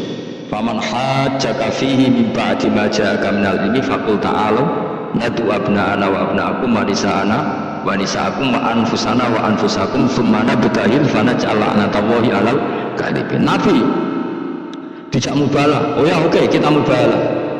Nabi nimbali Hasan Husain. Cucu kesayangannya dipanggil Hasan Husain. Putri kesayangan Sayyidah Fatimah dipanggil. Terus jari Kanjeng Nabi, saya berani adu pasut, taruhannya saya, anak cucu saya. Wong Nasrani mikir, wih, adu pasut anak yang dijak putune dijak mesti bener. Mereka wongnya paling kuatir nak anak yang mati, putri mati. Orang cerita bojo nih babi rubah, bojo orang melok orang. Lalu kalau termasuk kiai sing jarang ngombe bojo katanya sering ngelatang mlebu. Tapi kiai haji ya mbek bojo, umroh mbek bojo. Kulo niku ora iskal. Jebule bareng tak takon di dhuwit sing wedok terus. Ya wis nak ngono kejawab ya wis anjir sing dhuwit sing wedok ya wis nak ngono fair apa. Riyen bapak kula kaji dhewean, bojo kula kaji dhewean, kula kaji dhewean, tapi aja tiru. Kamu ndak sekeramat saya. Kula nggak setuju sing geruduk wong loro karena ternyata tadi sing duwe-duwe sing wedok. Ya wis sesuai meneh. Tapi dalam semua riwayat memang abna anak itu Hasan Husain, Nisa itu Fatimah. Memang Nabi nggak ngajak istri. Nabi itu unik dalam banyak hal itu memang ya Hasan Husain sama Sayyidah Fatimah. Kenapa istri itu kadang nggak dilibatkan? Memang nggak seru anak. Orang itu lebih menyayangi anak, toh nyawa jojo. Bareng Nabi keluar, orang-orang Nasrani bilang ini wajah-wajah setiap mengetok langit pasti disembadani. Terus mereka mundur. Enggak jadi apa mubahalah, minta mubahalah ini dibatalkan. Berarti Nabi itu debat 2 kali secara ilmiah ya pernah, yaitu membuktikan kalau Ibrahim adalah pernah berdomisili di Mekah, sehingga Nabi mengklaim sebagai turunan Nabi Ibrahim. Mereka tanya buktinya apa, terus fihi ayatum bayyinatum maqamu Ibrahim. Orang-orang Yahudi Nasrani tanya itu apa jejaknya, itu jejak Ibrahim. Mereka ngakui kalau Ibrahim pernah di Mekah. Artinya kalau pernah di Mekah zaman dulu kan nggak ada pesawat, nggak ada, mesti domisilinya lama. Dan itu artinya punya anak turun yang hidup di Mekah, yaitu lewat Ismail. Bukti kedua tadi, sa'i. Sa'i baina Safa wal Marwah adalah mengenang ketika Hajar mencari air. Lagi mulai perkara bae kowe. Saiki Ismail ketika lahir iku jek digolekno banyu antarane Safa mbek Marwah. Sementara cerita Dabih disembelih ku ning Sam. Mulane kok melo-melo ya aja melo-melo iku lho. Aja terusno, mari kepinteran wis. Semeneng ae serap sampean. Gak aku Ismail. Dilatih pinter kok pintere ra kasil, sombonge tok sing kasil dadi. Gak jeng Ismail. Ismail wis gak. Kekenal orang gitu. Tapi ilmiah. Ben gue bangga deh guru alim ya udah 3 ben. Nak gurumu gak main-main. Aku yo krungu nak kalau aku ae Ishak tapi wis goblok ana Ismail. Karena waman sadda finnar ora umume wong wis repot. Ora usah diterusno Jadi bukti empirik itu mengarah Ismail itu jelas urimene Mekah. Mereka yang di Nasrani lah ngakoni peristiwa Hajar itu ngakoni. Berarti Ismail urip teng Mekah. Akhirnya Rabi mbek suku Jurhum terus nurono Sayyid Adnan saat terusé sampai tok Kanjeng Nabi Muhammad sallallahu alaihi wasallam. Mulane dibak utawa manakib utawi napa berjanji. Niku pertama sing disebut abtadi limla bismillah terus babatu fa'aqul wa Muhammad bin Abdillah. Kenapa dibak berjanjilah ya. Kenapa nerangkan nasabnya Nabi Muhammad? Karena yang dipertanyakan Muhammad jadi Nabi turunannya siapa? Karena syarat Nabi itu harus turunan Nabi. Makanya berjanji nerangkan babatu fa'aqul wa Muhammad bin Abdillah bin Abdul Muttalib wasmu syaibatul hamdil khumitat khisaluhus saniyah. Dan masih terbukti di Ka'bah itu ada pintu namanya pintu Babu Bani Syaibah, yaitu nama lain dari mbahnya Kanjeng Nabi. Terus sampai wa'adnanu bila rabbin intadzabit ulumin nasabiyya ila dzabihi Ismail. Itu partaimu. Mereka berjanjilah darani dzabihu Ismail. Alhamdulillah jadi terus menang. Kenapa? Ya itu tadi sajane mbok diterjemah yo ngene, ketahuilah bahwa Muhammad punya bapak Abdul punya bapak Abdul Muthalib punya bapak Hashim nama lainnya ini bin Abdi Manaf sambulah. Ketika diterjemah itu jadi mantra atau jadi buku sejarah. Nambah waca Arab terus kira paham. Mantra. Mulane sing Arabno ya bener pancen suarane suara mantra. Sing halal ya bener karena itu sudah apa? Sejarah. Lah khilaf seperti ini sudahlah kita abaikan saja, kita suka damai, tidak suka konflik. Biasalah seperti itu. Tapi yang jelas perdebatan antar para nabi itu seperti itu. Akhirnya Nabi Muhammad melurusno itu, bukti Ismail itu pernah hidup di Mekah, adalah lahirnya di sini, pernah mengalami peristiwa ini. Dan sisa-sisa Ibrahim ada fihi ayatum bayyinatum maqamu Ibrahim, yaitu batu yang pernah diinjak Nabi. Nah kenapa itu mesti Ibrahim? Karena orang biasa gak mungkin nginjak batu kok sampai bekas. Jajal kok yang nginjak nganti bolak-balik. Itu mukjizat, batu diinjak kok bekas. Terus Ka'bah sebagai pewaris Ibrahim ditulisi kalimat-kalimat tauhid sehingga kepastian Ibrahim itu bapak tauhid. Makanya Nabi Riso ketika berdirinya Ka'bah ada banyak berhala, nanti dikira berhala ini syariatnya Nabi Ibrahim. Makanya ya, ketika berhala banyak Nabi gak mau madep Ka'bah, nanti dikira nyembah berhala. Maka sama Allah dialihkan disuruh madep Baitul Maqdis. Ketika berhala dihilangkan, Nabi baru disuruh madep Ka'bah.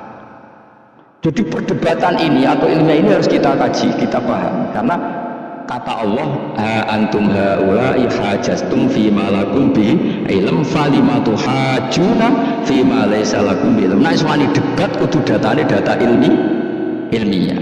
Sementara mereka darani Ibrahim pengikut Yahudi, padahal Yahudi itu putu Nabi yaitu Yahuda bin Yakub bin Ishak bin Ibrahim. Mestinya kan bahasanya Yahuda pengikut Ibrahim, maksud diwali Ibrahim pengikut.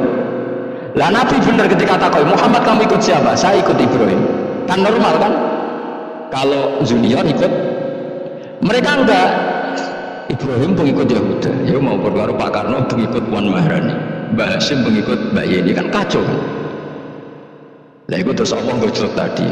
Muhammad kekasihku wis debat secara ilmiah, tapi kamu tidak ilmiah. Makanya lima tuhajuna fi Ibrahim wa ma unzilatit Taurat wal Injilu illa min berarti kok Ibrahim mbak arani Yahudi piye? Wong penanggalan Yahudi misalnya dimulai kok Taurat Musa itu generasi ini sausé Ibrahim, tapi Ibrahim mbak arani pengikut Musa dong ya. Jadi itu masalah-masalah, tapi ayat-ayat ini itu serap populer. Kowe seneng ayat populer ya, poligami fangkihu ma tobalakum. Kowe iku sing ora alim lah wadon. Mergo di kepentingan poligami. Mbak wong sing seneng ramat, senengane dalil wa taqila Allahu makhraja. Tekan dadi wali kepingin untuk duit yang enggak terduga. Dadi uteke ku duit. Padahal syarat saya wali ku raspati seneng duit, tapi kepen dadi wali ben oleh duit. Jadi us kenapa menjadi wali ben bayar suku min haitsu la yahtasib. Dadi uteke ku elek. Dadi institusi wali wae duit. Jadi nak aku wali para pangeran rezeki teko min haitsu. Mulane kira bakal dadi wali, aku tekem cek ngono ora bakal dadi. Ayo saiki Ismail wis tak. Ismail. Aku ya gedun kadang alim kadang gedun, perkarane nyulayani mainstream. Tapi cara kula ya Ismail sudah tak bilang napa. Ismail. Awas Ismail SK Ismail nak cacile kan boleh semburi yang jelas bahwa Ismail atau Ishak kaulani mana pendapat ya sudah bukan arah Ismail ya tapi kabeh kita menjadi setuju Ishak tapi ben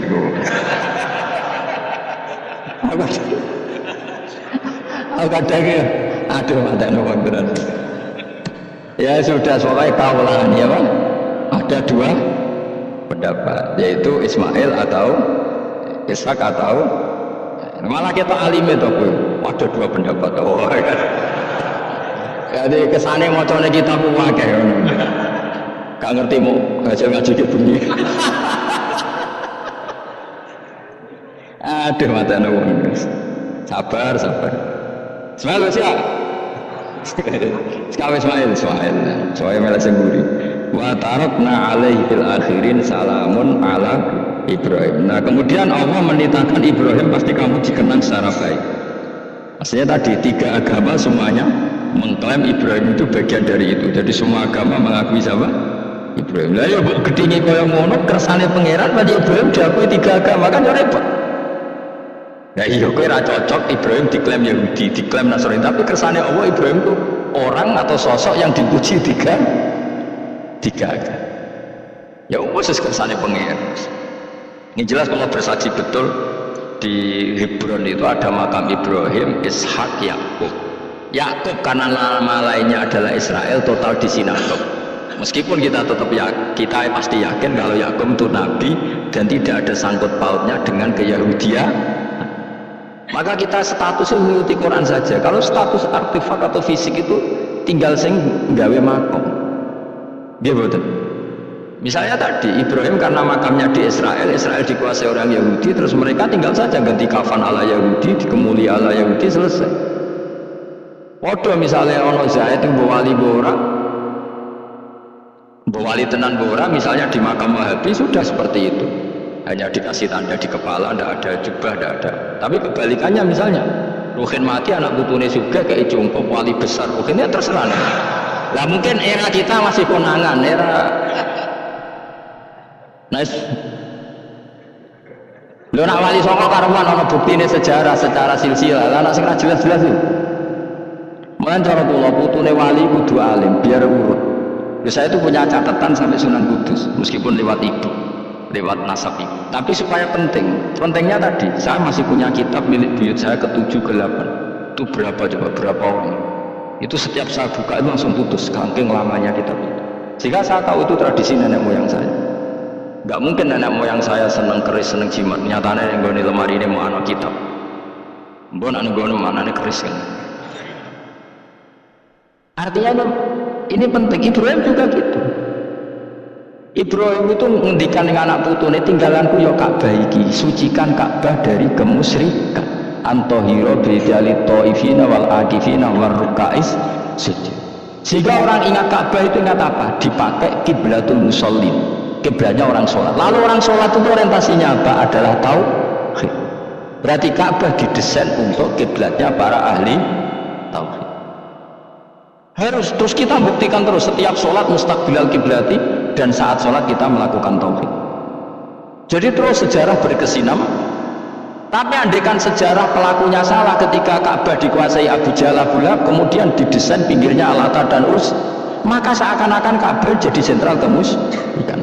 Makanya ini penting. Jadi lalu sejarah ini gimana? Ya terserah pengelolanya kan. Mulane wali urip mesti didongakno wali mati. Mergo sing iso njaga khazanah iku wali urip. Paham sing kula maksud? Jadi ojo bayangno Mekah itu sampeyan kalah. Nek Mekah kalah terus Ka'bah dikuasai Abu Jahal CS misalnya. Sing jenis maksudnya. Ora Abu Jahal tangi meneh mboten malah repot kabeh. Nah di sini ini pentingnya Quran. Alhamdulillah wong Islam diwarisi oleh Allah Quran, kitab la yatabaddal wa la yataghayyar, kitab yang enggak akan rubah, yang enggak ada matinya. Sehingga suatu saat misalnya Ka'bah kok pinggirnya berhala, kita tetap nganggep itu tradisi yang salah. Mergo sing jenenge Ka'bah iku antahira bidalit taifina wal akifina war rukais sujud. Ka'bah adalah tempat yang harus steril dari salah guna, jika gemes. Jadi barokah Quran sebagai teks yang gak hilang. Kalau suatu saat ada perubahan tidak seperti yang kita saksikan sekarang, kita ngikuti Quran. Misalnya Ibrahim, senajan makamnya di sinagog misalnya, Yakub makamnya di sinagog, kita tetap yakin mereka adalah ahli tauhid. Nabi Dawud yang diklaim sebagai King Dawud, King David, makamnya di Israel, terus diatributi ala Yahudi, kita tetap yakin huwa nabiyun, beliau adalah nabi beragama tauhid. Berdasar apa? Ya berdasar penjelasan Allah. Kalau berdasar empirik artifak ya terserah yang bikin. Dan ini ya di mulane kowe sing syukur ngaji sampai roh kaul lurung Ishak Ismail wesa sapa to sing mesti siapa Ismail mau bangun Ismail gak konsisten ben kok supaya ana wong akeh jaman wong akeh wis ngene padha ra roe wa tarakna aqaina ali fil akhirin sanan pengalaman hasanan kang bagus salam untuk keselamatan minna sange kita maksudnya sange Allah ala Ibrahim ngatasi Ibrahim kadhalika mengkono-kono kabeh kama jazina wa malas ingsun ing kabeh naji malas ingsun al muhsinina ing pira-pira wong sing nglakoni kaapian li anfusi maring awak dhewe wong akeh. Jadi orang dimulai melakukan kebaikan pada dirinya sendiri. Kalau dia baik pasti apa? Orang lain merasa kebaikan. Misalnya kayak apa? Mesti kemudian sedekah, orang lain yang untung. Kamu baik pasti ingin menyebarkan kebaikan, orang lain pasti untung. Inna usatamanna Ibrahim ikum min ibadina al-mu'minin. Saking kira-kira Allah ingsun al-mu'minina kang mukmin kabeh wa basyarnahu. Lan ngekei berita gembira ingsun wa ing Ibrahim bi Ishaq kelawan takai anak Ishaq. Ustudillah dikai dalil apa bidzalika kan dawi Ishaq ala anadabiha ing atase sak temene sing disembelih kuwi liyane Ishaq. Dadi ana kaul sing darani pokoke ora Ishaq. Ora Ishaq sapa? Ya Ismail. Jadi Imam Suyuti ngotot Ismail, sing nyarai Jalalain Imam Sawi ngotot SK. Iki partai Jalalain Imam Sawi. Lu Jalalain kau sing padha mau Jalalain. Pokoknya anak Ibrahim kan anak Ismail ya. SK tidak mungkin yang lain iku wae sing ono sing jelas niku ana sing disembelih. Jenenge Nara Ibrahim, sapa? Ishaq, Ismail. Sing nyembelih jelas Ibrahim, nanti ku jelas. Aduh, repot. Jadi wong alim dadak. Mulai kula nanti maca mobil mangkal nganti saiki. Susah dadi wong waras, tangan kok. Gimana bener ya? Lah wong gendeng ora tau mikir. Jadi aku tahu dendam mbek tulisan mobil mesti tok. Gelem ra gelem kan maca ning ngarepe. Susah dadi wong aku pertama iska, itu harus kok susah, tangan iya, lu gendeng kan gak tau mikir. Mulanya kayak nak susah berarti parah. Nak tau mikir berarti. Jadi mau nak roh khilaf berarti wong alim, nak roh khilaf berarti wong orang alim. Saya kira roh khilaf berarti masa Rasulullah jadi Nabi itu 23 tahun. Terus sampean ingin ngaji paham dalam 1 jam, itu keangkuhan. Jadi Rasulullah itu jadi Nabi itu 23 tahun. Tapi orang ingin memahami Islam, nyewa kiai, diatur lagi, itu kalau nggak pernah sepuh itu dosa, itu jelas itu. Itu 1 jam ingin paham. Saya punya sekian cerita, ini Maulidur Rasul Sallallahu Alaihi Wasallam. Itu dulu zaman Nabi itu ada ayat yang Jibril jauh-jauh dari langit turun ke bumi hanya membawa 1 kalimat, sehingga syarat seorang mufassir itu termasuk tahu pertanyaan kalimat apa yang hanya 1 diturunkan Jibril, yaitu kalimat minal fajr. Jadi dulu awal-awal Islam itu ada ayat kamu makan wakulu washrobu hatta yatabayyana lakumul khaytul abyadu minal khaytil aswad. Jadi kalau malam puasa itu orang boleh makan selagi melihat benang putih sama benang hitam itu belum kelihatan. Tapi kalau sudah kelihatan mana yang hitam mana yang putih berarti otomatis imsak. Itu sahabat entah saking lugunya itu ya benar-benar pasang benang hitam sama putih, dia makan. Nanti 1 jam dari makan misalnya diintip lagi, kok belum kelihatan, makan lagi. Mungkin yang istrinya cantik ya kumpul istrinya lagi, kalau tidak cantik ya sudah tidak usah. Sampai itu jadi perilaku sahabat berhari-hari. Ketika dilaporkan ke Rasulullah, Rasulullah itu tertawa-tawa. Kok ada begitu? Baru Jibril datang menerangkan minal fajr. Jadi benang hitam artinya masih malam, benang putih maknanya sudah fajar shadiq. Itu lama sekali. Saya terus mau cerita tentang sanad-sanad ilmu. Jadi Nabi itu 23 tahun dan itu tidak gampang, ada fasenya. Bahkan ada fase Nabi itu harus as-sukut anil munkar. As-sukut anil munkarat itu diilmoni oleh pakar-pakar usul fikih. Apakah as-sukut anil munkarat itu berarti mengikroni kemungkaran? Apa takhirul bayan? Saya ulang lagi pakai bahasa Indonesia. Ketika ada kemungkaran Nabi diam, itu diamnya karena nyari momen untuk ngandani Atau memang diam itu dengan tanda kutip jangan-jangan dianggap ikrar. Makanya ulama usul fikih itu berdebat. Diamnya Nabi ketika melihat kemungkaran di awal Islam itu karena ada ma huwa aham, ada yang lebih penting, yaitu menerangkan tauhid. Atau takut itu menjadi satu momok bagi mereka karena Nabi dianggap coro Jawa itu dianggap kecangkeman, sidik-sidik ngeloroi, sidik-sidik ngeloroi. Nah, perdebatan ulama dalam seperti ini itu penting sekali karena nanti menjadi satu rumus ilmu. Saya berkali-kali berpikir gini, misalnya Anda punya keponakan atau punya anak pacaran, ada Pak D yang keras sekali, mesti marah. Itu nanti ponakannya nggak sempat dikandani karena main saja nggak berani, mesti Pak D ini marah. Karena ini Islam garis keras, garis lurus atau apa nggak tahu. Pokoknya punya garis. Terus ada kelompok Islam yang nggak punya garis, yang nggak punya karakter. Ponakannya pacaran ya santai, malah kenalan pacari ponakan. Candile, kuliah podo, sehingga ponakannya merasa terjustifikasi. Berarti pacaran nggak apa-apa, paman saya nggak marah. Natijanya pasti sama. Yang terlalu mudahanah, yang terlalu baik, hasilnya tidak didik sama sekali. Karena seakan-akan mengakui bahwa itu tidak apa-apa. Yang keras sekali hasilnya juga sama, nggak didik sama sekali karena dolannya rawani, kapan didiknya? Nah kira-kira seperti itu. Yang nggak mau berteman sama orang-orang maksiat juga hasilnya sama, meskipun atas nama kebenaran. Aku mau pacaran sama maksiat, motori. Hasilnya sama, nggak mau mendidik. Tapi yang mau ngancani juga bahaya kalau terlalu keseringan karena juga aku kenal kiai ratu diloroi, berarti gak popo kan gitu. Nah ini PR besar dalam umat Rasulullah Shallallahu Alaihi Wasallam. Tadi saya diceritani Mbah Jamal berjuangnya di sini, nata dari kampung yang macam-macam menjadi kampung baik. Dulu saya di Lasem ya gitu. Mbah Mun dulu ya sarang dihimpit 2 kampung yang masalah, tapi lama-lama terus jadi kampung yang baik lewat tarbiyah luar biasa. Maka ketika kemungkaran kita biarkan, itu namanya apa? Namanya itu kalau dalam usul fikih itu takhirul bayan. Apa? Mengundurkan memberi apa? Penjelasan. Karena sekali tidak dengan definisi ini nanti takutnya dianggap al-iqrar alal munkar, dianggap ngakui kemungkaran.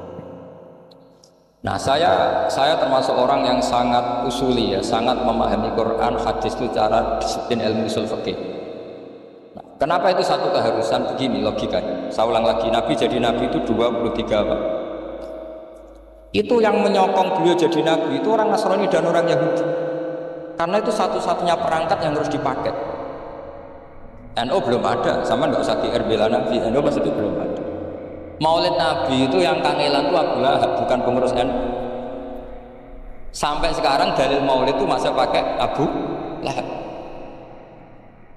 Jadi ini ya NU itu termasuk organisasi yang luar biasa. Abu Lahab itu jadi dalil. Jadi Abu Lahab dengar kalau iparnya, Abu Lahab itu iparnya Aminah, iparnya Sayyidah siapa? Dengar Aminah lahir, nggak punya suami, saking senengnya candalemnya beliau, itu dimerdekakan. Ya setidaknya untuk hari Senin tak sebut beliau karena pas soleh. Nanti Selasa sudah itu dimerdekakan. Saya yang kiai kecil saja nggak bayangkan kalau pagi-pagi tidak punya anak dalam, yang bikin kopi siapa, yang mencucikan siapa, yang nyapu rumah. Tapi Abu Lahab saking senengnya punya ponakan itu dikasihkan, sudah sweba kamu pakai saja, sudah biar melayani kamu, urusin kamu. Jadi saya bayangkan hari itu Abu Lahab itu mungkin bikin kopi sendiri, nyapu sendiri demi ini. Nah itu sama Allah dikenang sehingga yukhaffafu anhul adzab yaumal isnan, itu masyhur. Idza kana hadza kafiran ja'a damuhu bitabat yadahu fil jahimi muhal lada an ata annahu fi yaumin isnaini daiman yukhaffafu anhu lisururi bi ahmada famadzan bil abdil ladzi kana umruhu bi ahmada masruran wa mata muwahhidan.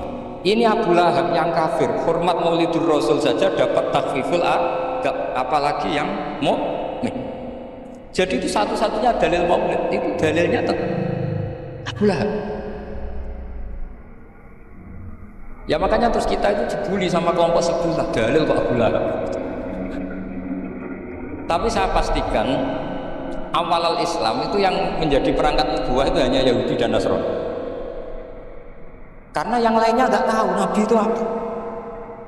Saya beri sedikit cerita. Nabi itu umur, anggap saja kita ikut kaul yang 12 tahun saja. Sebetulnya ada beberapa perdebatan, ada yang bilang 9, ada yang bilang 12. Tapi yang debat tidak usah didengerin, sama-sama nggak tahu kok ngotot. Kadang orang debat yang lucu, sama-sama nggak tahu kok ngotot. Anggap saja 12. Nabi datang ke Syam. Syam itu ya sekitar Syria, Lebanon, Palestina itu Syam. Itu pertama yang tahu kalau beliau Nabi itu ya rohib. Rohib itu terjemahnya ya pendeta. Rohib, Bukhairah nemuin Abu Thalib, itu siapa? Ini anak saya. Terus ditanya lagi, ini siapa? Ini anak saya. Sampai 3 kali. Terus sampai Abu Thalib itu agak tersinggung. Memangnya masalahnya apa kalau dia anak saya? Terserah Ibu Bukhairah bilang gini, semua alamat Nabi pada anak ini itu ada semua, kecuali kecelakaannya satu, anak kamu. Loh, memangnya masalahnya apa? Karena alamatnya Nabi di Taurat dan Injil itu yatim, sementara ini punya bapak kamu, ini masalah. Jadi dilihat macanya sudah memenuhi kriteria, semua memenuhi kriteria kecuali satu, karena punya bapak Abu. Akhirnya Abu Thalib ngaku, enggak, ini tidak anak saya, ponakan. Akhirnya diketahui kalau ini benar-benar calon. Pertama yang tahu siapa? Pendeta. Karena yang punya khazanah kitab samawi itu ya para orang Nasrani dan Yahudi. Sehingga Al-Quran meskipun pada akhirnya ngeritik Yahudi Nasrani, carakan Yahudi dan Nasrani. Karena satu-satunya yang masih punya kitab samawi itu Yahudi dan Nasrani, meskipun sebagiannya sudah dirubah-rubah. Alamat pertama itu seperti yang diceritakan di berjanji Afi ini matanya dilihat. Terus perlakuan pohon. Saya pernah di pohon itu, pohon nubuah. Itu umurnya ribuan tahun. Itu kalau Nabi duduk misalnya di arah barat, matahari dari barat, normalnya kan kena kesetrum matahari. Itu yang rubah itu dahannya. Jadi Nabi itu orangnya lugu, duduk aja nggak mau mikir. Memang syaratnya Nabi itu nggak boleh mikir, harus ummi itu lugu. Nggak boleh Nabi mikir besok makan apa, terus jabat apa, itu nggak boleh. Itu udah Nabi, itu maklar. Nabi itu nggak boleh mikir. Makanya Quran nyifati Nabi itu makun tata dirimal kita bualal iman. Kamu itu tidak tahu kitab itu apa, iman itu apa. Jika Nabi itu nggak bisa jumpa pers, nggak bisa. Nabi kok memaklumatkan wasata di mana, tidak bisa.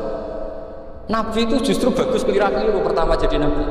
Nabi pertama ketemu Jibril itu dikira malakul maut, dia lari ketakutan. Zamiluni Khadijah, saya ini takut, itu tadi ada malakul maut, saya takut. Sama Khadijah dikemulin.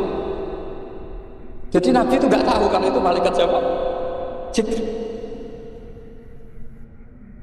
Jibril nggak bisa dia kenalan, nggak di seminar. Ini malaikat Jibril pernah kuliah di sini, nggak bisa seperti itu. Jibril itu ya aneh. Pertama ketemu Nabi, Iqra ya Muhammad, kamu harus baca ini. Kata Nabi, Nabi Quran saya tidak bisa baca. Harus bisa. Dipaksa sampai 3 kali. Nabi terjawab, saya tidak bisa baca. Terus kata Nabi kenangnya, Tony, saya didekap. Kamu harus bisa baca. Setelah baca dilepas, Nabi lari pulang. Pulang terus bilang ke istrinya, Zamiluni. Ini secara nahwu agak aneh karena mukhatabahnya perempuan satu, harusnya Zamilini. Kalau untuk perempuan harusnya idribi ya, unsuri. Tapi karena Khadijah dihitung ahl itu keluarga, maka Nabi pakai khitab mudzakkar jamak Zamiluni. Jadi Nabi nggak tahu kalau pertama jadi, karena syaratnya Nabi harus ummi. Justru karena ummi itu orisinil, semua yang dikatakan Nabi pasti dari wahyu. Nanti Nabi sampeyan mikir, saya bisa ngomong apa ya supaya orang tertarik. Makanya kamu gak akan jadi Nabi. Selain sudah ditutup juga bahaya ini, karena tadi. Makanya saya ngaji itu ya sekenanya saya tidak pernah ngaji itu mikir. Karena ngaji itu menarik itu terserah nasib. Kalau nasib sedang baik, kamu tidak paham di wah Gus Bae ilmunya tinggi sampai kita tidak paham itu kalau nasib sedang baik. Kalau nasib tidak baik, ngomong sudah enak apa, pas bulat tuh. Jadi sebetulnya ini masalah talab. Allah yang muqallibal qulub. Kayak kamu kelihatan serius itu kalau nasib sedang baik dianggap pemikir. Kalau nasib sedang nggak baik, wong kok merengut terus, mesti begitu. Kalau kamu nasib baik, sering guyon, mesti orang komentarnya alhamdulillah itu ceria, gampang syukur. Kalau nasib nggak baik, dia ikut guyu-guyu jelas gitu. Sehingga Nabi itu memang nggak boleh mikir. Sehingga diistilahkan makun tadri mal kitab walal iman. Kamu itu tidak tahu Muhammad kitab itu apa, iman. Justru itu bagus. Tidak tahu itu bagus kalau untuk Nabi. Kalau untuk apa? Sehingga orisinil datang ke Khadijah, Zammiluni Zammiluni. Jawabannya Khadijah lucu. Kamu betul ketemu orang seperti ini ke makhluk seperti ini nih? Iya, kata Nabi. Itu Khadijah itu kacunya bukan main. Khadijah itu kacau. Khadijah itu bro, masuk manaqib yang dicintai Mbak. Ini mbah-mbahnya Habib, ini Muhammad bin Anis. Khadijah bilang gini, ya gini saja mas. Suatu saat kalau teman kamu itu datang bilang ke saya, ya kata Nabi. Gak ngerti kalau ini dites. Suatu saat Jibril itu datang lagi. Nabi juga, ini loh temanku. Kalau bilang Jibril ini temanku datang lagi. Khadijah fahasarat an fakhidiyah. Masyhur itu di luar. Apa pahanya agak dibuka. Mas, temanmu masih, lari gitu. Terus setelah lari ditutup lagi. Temanmu datang lagi, ya datang lagi. Absyir ya Muhammad, kamu harus senang. Itu benar-benar kamu itu nabi. Jadi Khadijah punya sekian definisi. Kalau nabi betul itu melihat apa, malaikat betul itu melihat aurat itu pasti lari. Jadi dibuka. Ternyata Jibril lari. Khadijah ini tidak tahu, yang tahu nabi. Nabi ya nggak tahu kalau dites. Kalau nabi tahu, kok ini nabi tes ya. Jadi ini mungkin, jadi nabi itu nggak tahu kalau dites. Mas, kalau temanmu datang bilang saya. Setelah pas nabi sama Khadijah, Jibril datang. Masyhur tuh fahasarat an fakhidiyah. Dibuka, temanmu masih mas, lari. Ditutup lagi. Sekarang gimana mas, datang lagi. Kamu harus seneng, kamu nabi betul. Karena kalau itu setan, wah mesti seneng nonton aurat. Itu nabi tidak tahu kalau dites. Kalau sampean kan tahu kalau mau dites istri. Sampean malaikat tutung itu liya teko mesti bojo gak servis untuk menutupi semua keburukan itu. Itu nabi. Uniknya terus Khadijah, nabi jadi nabi sama Khadijah itu tahu dulu Khadijah. Nabi nggak tahu kalau mau jadi nabi, tapi Khadijah tahu. Sehingga ketika umur 25 tahun Nabi sebagai pedagang, Khadijah itu ngirim mata-mata namanya Maisarah. Maisarah itu nama lelaki.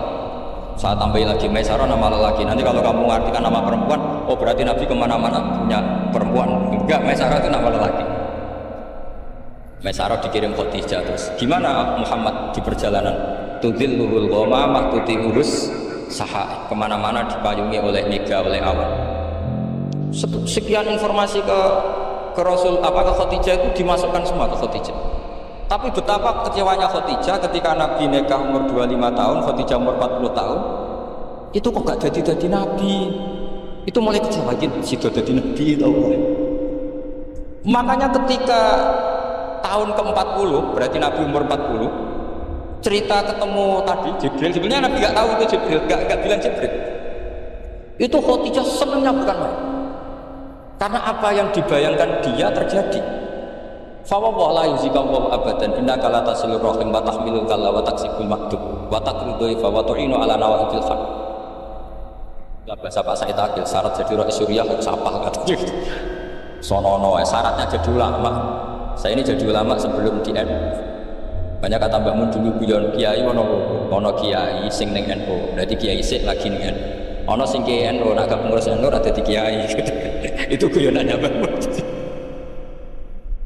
Akhirnya Khadijah itu semuanya bukan main karena pernah ragu 15 tahun.